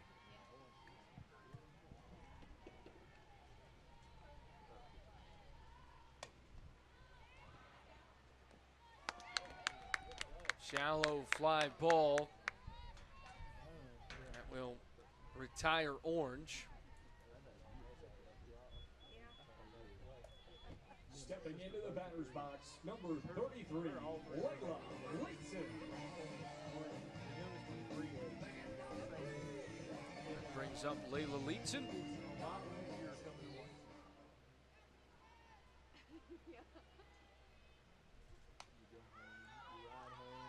This one trickles over to third. A 5-3 toss to leave two runners stranded. It's the second time today Lynchburg has left two runners on, and we move to the top of the sixth.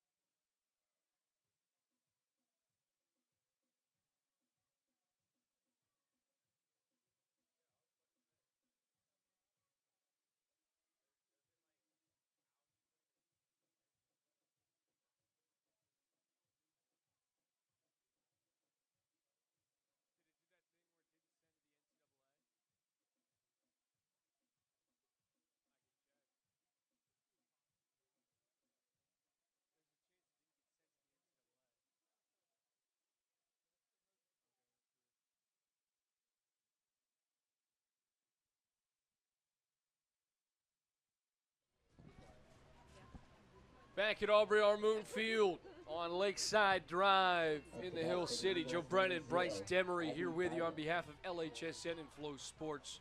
Going to be honest with you folks, while we were at the bottom of that inning, I was scouring the internet trying to find the NPI rankings for softball. It is the only spring sport that has not released an NPI quite yet.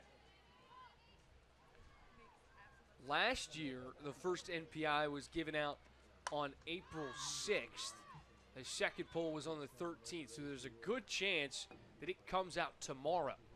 With that being said, we took a look at which squads were ranked where a season ago as Abby Byram flies out down the right side to bring up Lexi Schaaf with one down. Virginia Wesleyan, at the time of the selection show, so Selection Sunday on May 11th last year, you had Virginia Wesleyan slotted at second. You had Randolph-Macon clock in at 29. followed by Bridgewater at 59, and then Lynchburg at 76. Those top 4 teams well in the mix this season once again, but we've talked a lot about Shenandoah and Roanoke and how they have certainly entered the picture a whole lot more this season, just with an increase of talent and production. For reference, Roanoke last year was 134th in NPI, while Shenandoah checked in at 215th. So safe to say that those 2 teams will be significantly higher this time around. Expect to see them anywhere from 30 to 70. And I think that's something you could say about these 4 teams that are in that step down right after Virginia Wesleyan. Granted, take it with a grain of salt. It hasn't come out yet, and I am strictly speculating. But it's a 2-2 count from Bryant that rolls outside.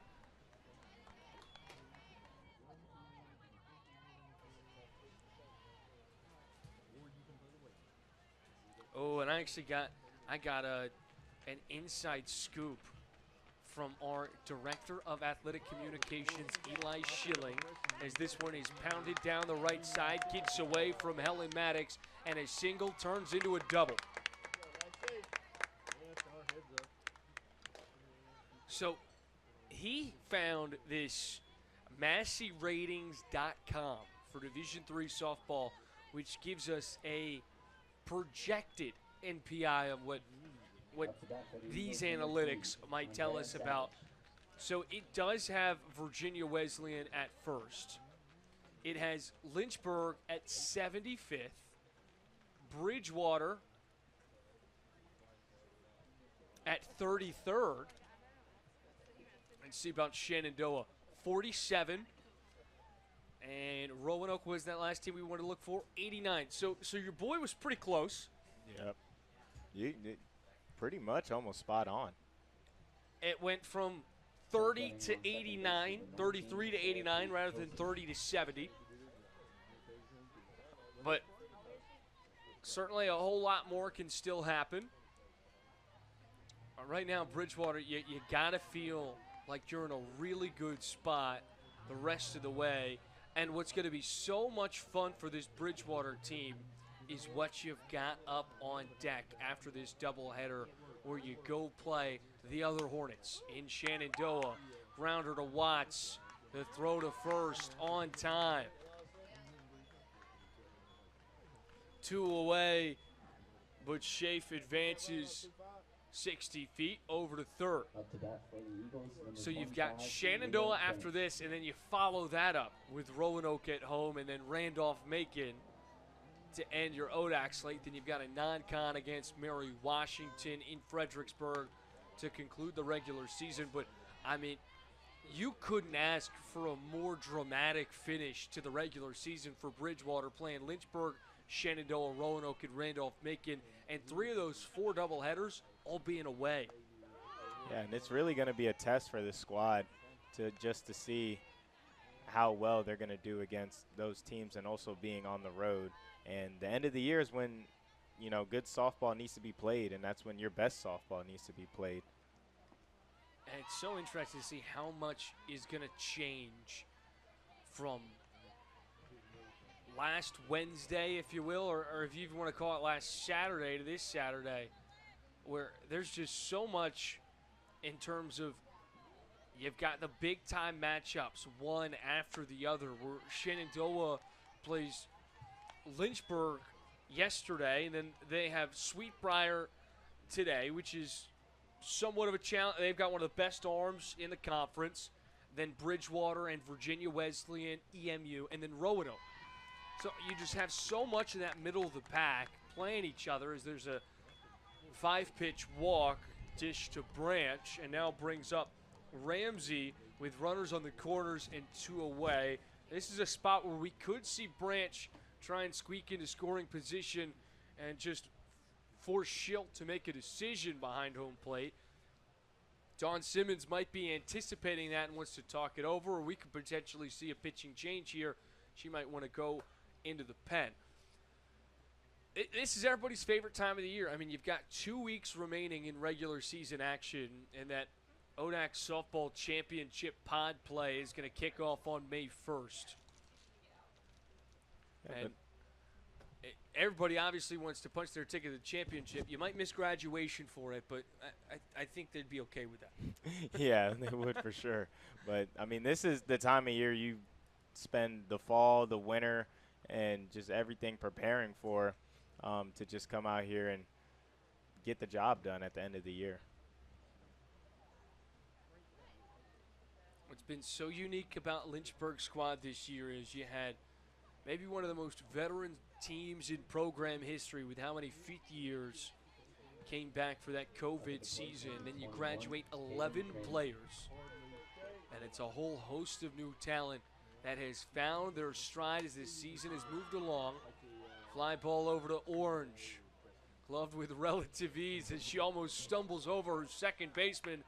Nevertheless, right now the difference maker is a solo home run from Mueller that came back in the top of the first. Since then, a whole lot of goose eggs on that scoreboard.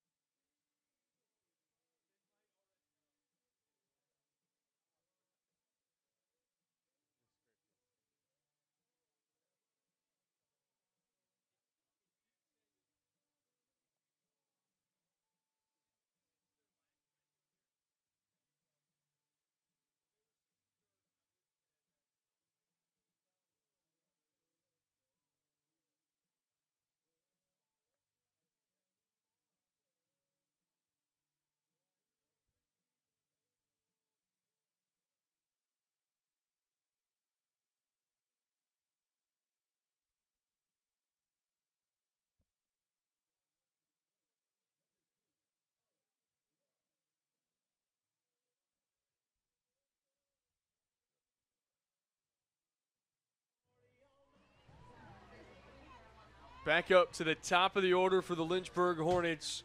It's the third plate appearance of the day for Alex Love. This one down the left side, and teeters foul. Love flew out to center in the first, a ground out to second in the third. Back up for what could very likely be her last plate appearance of the afternoon. What's really impressed you about this Bridgewater defense? I mean, Lynchburg's garnered 3 hits, but just really haven't been able to string them together. Yeah, right. And out to center. Gloved by Byron. And they've just continued to just make plays and just back up their pitcher and really just keep them off of scoring position and keep them from scoring.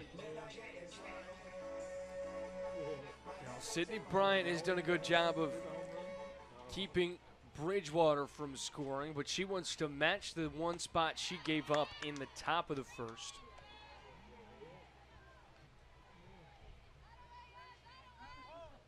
Rocking the pink gloves and pink bat.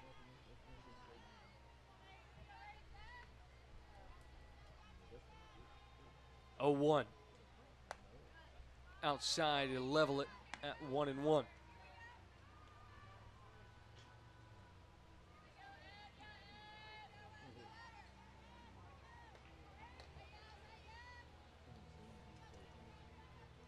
Rhodes has been one of the conference elites this season. 5th best ERA in the ODAC. And Mackenzie Cawthorn precedes her at 4th. As I mentioned earlier, it is a squad that really feels like they've got a 1A, 1B type system going in the bullpen. Another high fly ball in shallow left. Grabbed by Mueller. We've just seen so many balls hang in the air like that.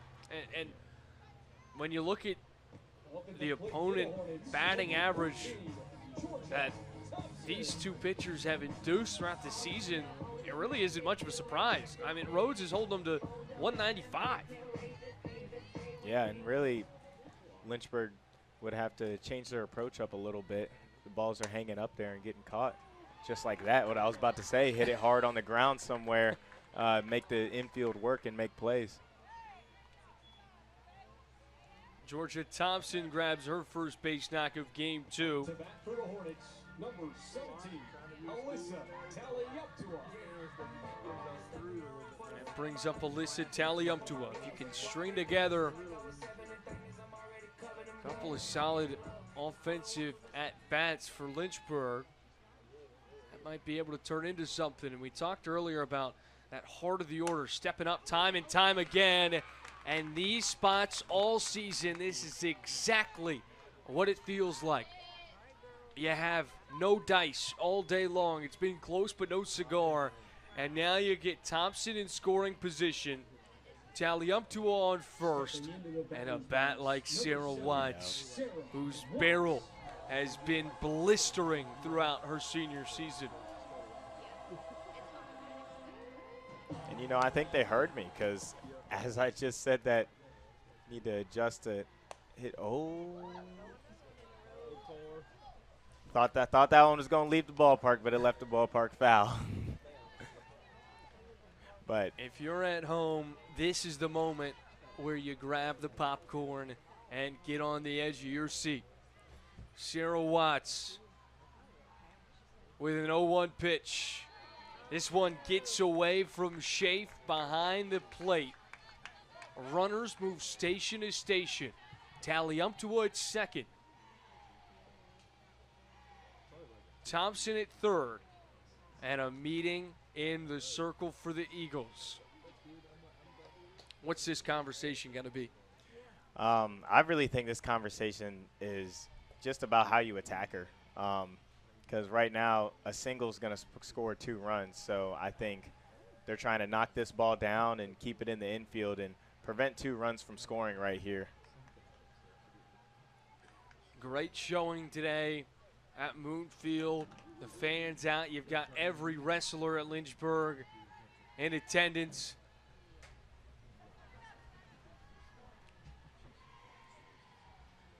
A 1-1 count.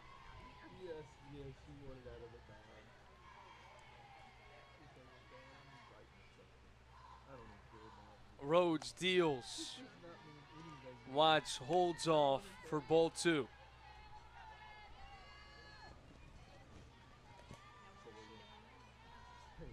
And this is a dangerous count to be in because Watts is now ahead in the count, so she's looking for something she can drive right here. 2-1 from Rhodes. Watts holds off once again, high and away for a 3-1 count.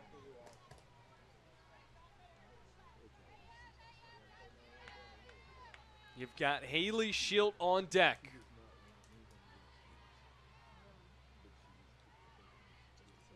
(3-1).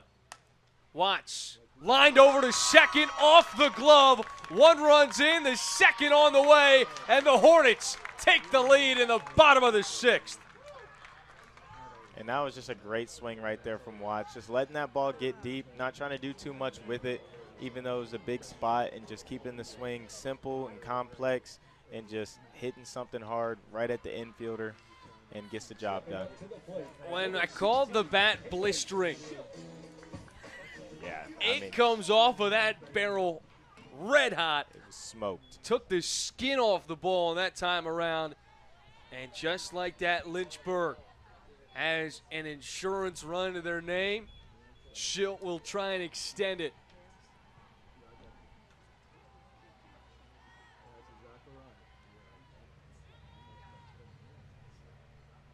Oh, 1 off the glove of Rhodes.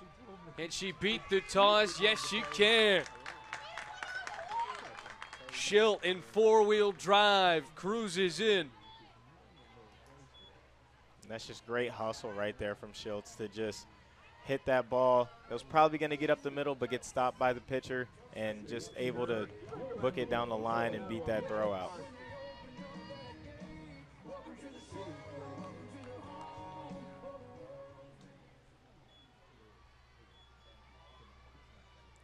First and second for Helen Maddox. Swings at the first pitch and shoots it down the right side, foul.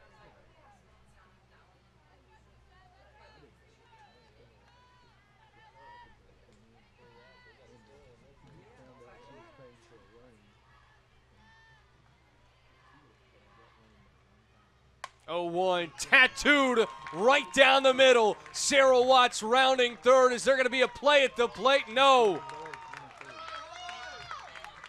And this Lynchburg offense has just really been impressive this inning with just getting 2 quick outs and then just making that adjustment mid-inning to just start hitting balls low and start hitting them hard because balls are just hanging up in the air and getting caught, and they've done a really good job of doing that. I'm telling you, man, it's heart of the order. It's unbelievable how this squad can just find that energy late in the game and put those rally caps on. I am, in fact, cashing in my yard card right here, just in case you were wondering. Oh, boy. I don't know if it's going to go over, but I've got a feeling it's going to hit that fence. I've only got so many chances as I'm getting comments behind me. And, I mean, it's a good spot to I got pull. backseat drivers while I'm broadcasting. This is ridiculous. 2-0. Runners on first and second with 2 away for Orange. Rhodes, the right-hander, kicks and deals. Drilled left center field. Ooh. This baby's off the fence.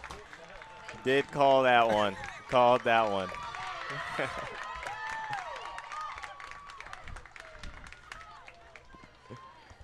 I mean, that's why I make the big bucks. I mean, that's 5 runs have come across in the bottom of the 6th inning. It was 6 consecutive hits, an error or 2 in the mix there as well. I mean, this has been night and day what we have seen through the first 5 innings. And Lynchburg just comes alive with her back against the fence. Yep, and the hugest thing here is just this was all done with 2 outs. Like, they got 2 quick outs, and then they started that 2-out offense, and hitting just got contagious from there. So the Eagles will make a change in the circle. Rhodes' day will be done. They're going to bring in Kylie Jones, the sophomore out of Tappahannock, Virginia. Jones with a 6.74 ERA, 1-2 in her 7 appearances and 3 starts. Only 17 innings of work, but she has been their primary reliever. Stepping up to the plate, number 12, Zoe. And Lynchburg's going to throw in a pinch hitter. Zoe Elliott will come in for Layla Leetzen. You know, I really like Elliott's walk-up also. I don't know it, but I like that beat, though, in the bass. Who is the artist? Might be Key Glock. I don't remember.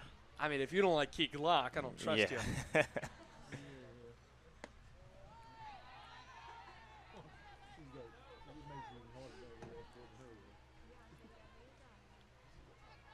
First pitch outside for ball 1.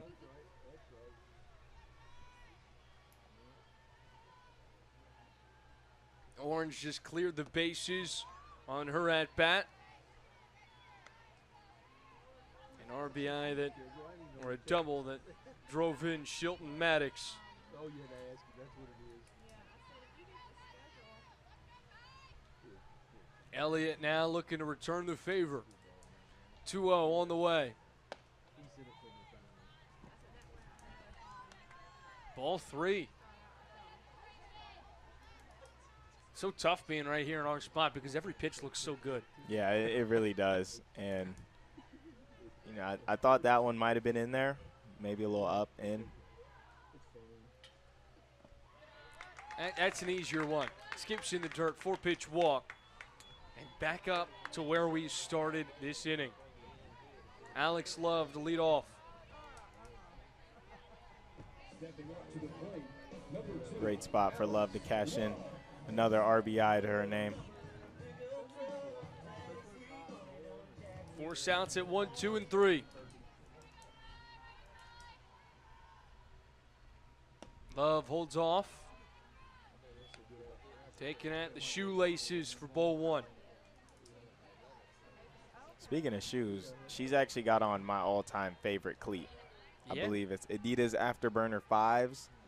They don't make them no more, but mine just got too old and beat up. Do you got to wear Adidas cleats? Will Coach let you play with Nikes?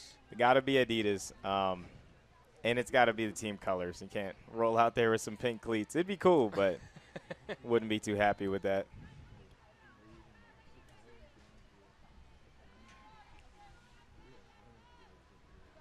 Two-0 pitch on the way. Taken for strike 1.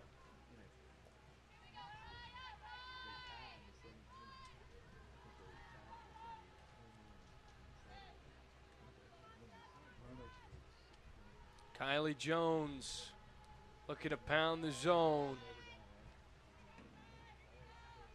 Jones has been in for 8 pitches. She's thrown 1 strike.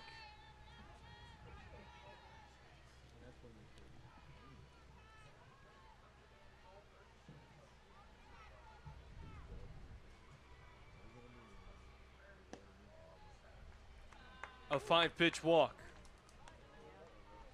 Struggling to find the zone coming out of the pen. Up at the dish, number 8, Sydney Bryant. And right here as the hitter, your approach is really, you want to be patient, but you want to get your pitch. So really here, since if the pitcher's struggling to find a zone, you pick a spot, and you're wherever you want that pitch to be. And if that pitch isn't there, then you're not swinging at it. And if she gets in there right in that zone, putting a good swing on it and driving those runs in.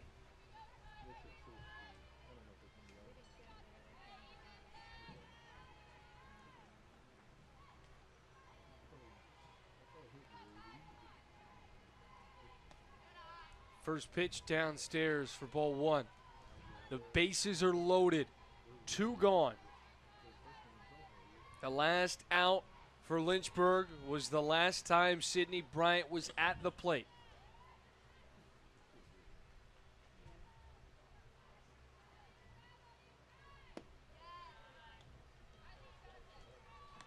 Ball 2.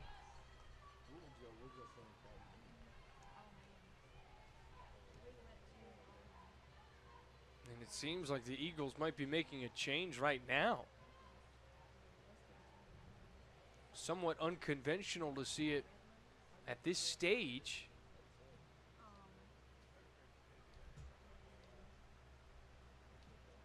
But they're going to take the ball out of Jones's hand. And they're going to put in Elena Williams. Yeah, you don't really see that too often, making a change mid-at-bat, 2 pitches into the at-bat. They're going to give it to the senior out of Marion, Virginia, who comes into this affair with an ERA of just about 10 flat. She's appeared in 5 games, started in 2, just 8 innings of work this year, where she's given up 17 hits, 12 earned runs, 6 walks with 4 strikeouts. She has held her opposing batters to an average of .415.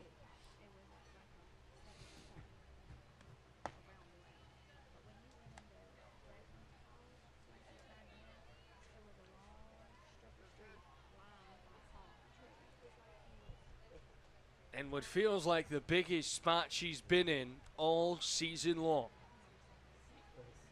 She did just throw in the doubleheader yesterday against Randolph. She threw 4 innings against the Wildcats. Gave up only 3 hits and 3 walks with 2 Ks. That was her best outing of the year. Can she keep the momentum going on this road trip to Lynchburg, Virginia? 3-0.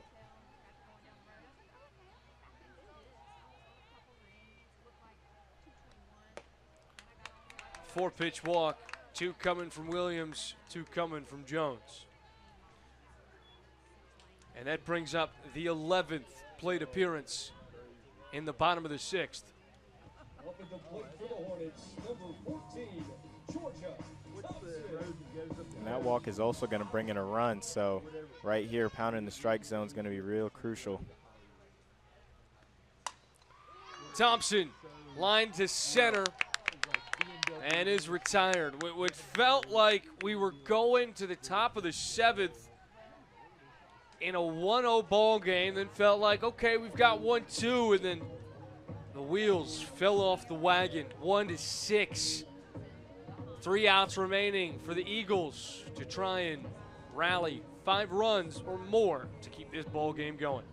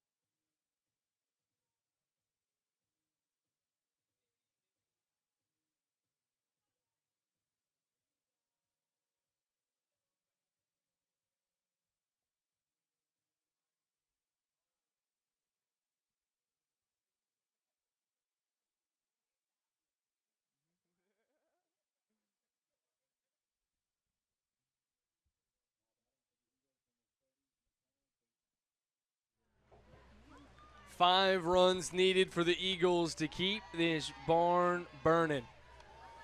They got a pinch hitter for Bridgewater. Checking in to the Southpaw's batter's box is McKenna Dayton. 2-0 for Dayton. Or I beg your pardon, 1-1.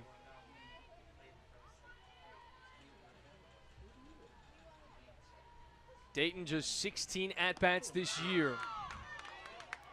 Waves by the 3rd offering for a 1-2 count.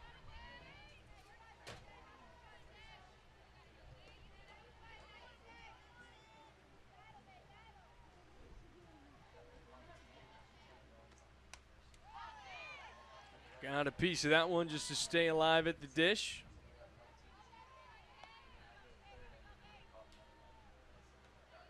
They're going to start this offense up for the Eagles, and it always starts with that leadoff. Getting that leadoff on leads to a lot of good things, so this at-bat is really important.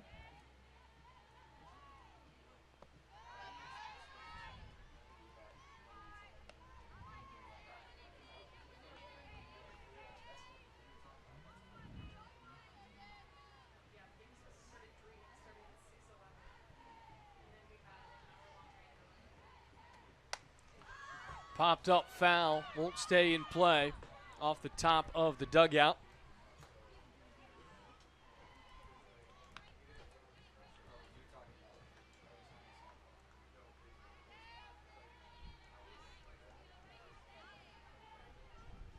Feels like a good time to extend a thank you to our whole production crew today.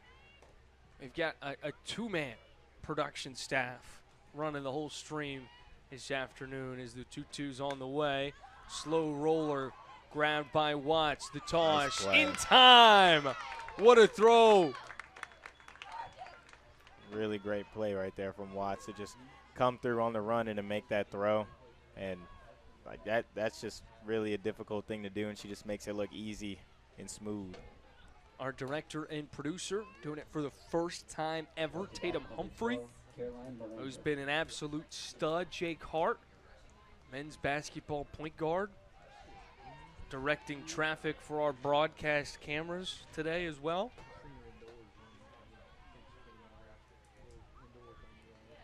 You can add that as another assist to his column. 1-0. Bryant deals inside for the second ball of the count. Melandra's made some great plays at second base today, but in game 2, she's been held quiet, going 0 for 3. Right now, just trying to get on a bag.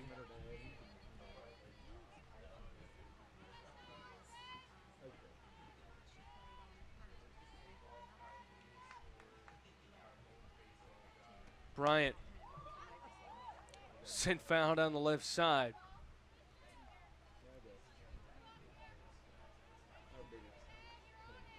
Count leveled at 2-2.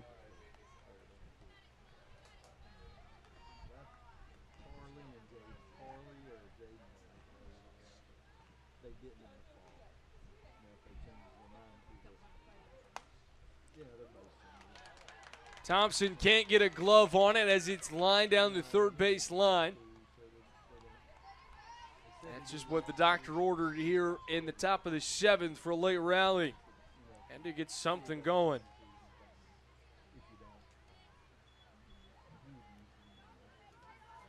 And another pinch hitter for the Eagles. Number 6, Olivia. Instead of Baldwin, they'll opt for Olivia Eastlake.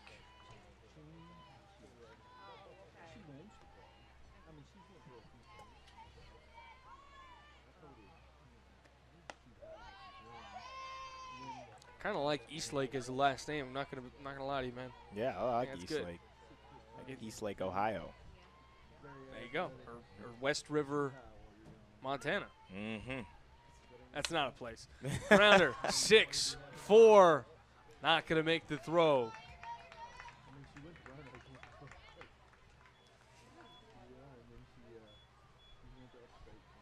So 2 away. And McKenna Mueller will dig in for the Bridgewater Eagles. This is a tough one that you feel like just got away from you. And it was a solid showing in game 1. Once again, it was Lynchburg just at the end finding a way to pull away after Bridgewater had 3 runs scratch across in the final 2 frames.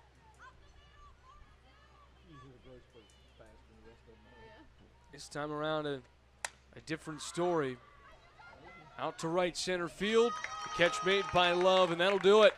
Lynchburg corrects their course after dropping yesterday's doubleheader. They come back on Sunday's matinee and grab a pair of ODAC victories. As we mentioned, Bridgewater resumes action on Wednesday against Shenandoah. Meanwhile, Lynchburg heads to Randolph-Macon for a bout against the Yellow Jackets. Thank you so much for joining us on today's Sunday slate. Until next time, have a good one and stay cool.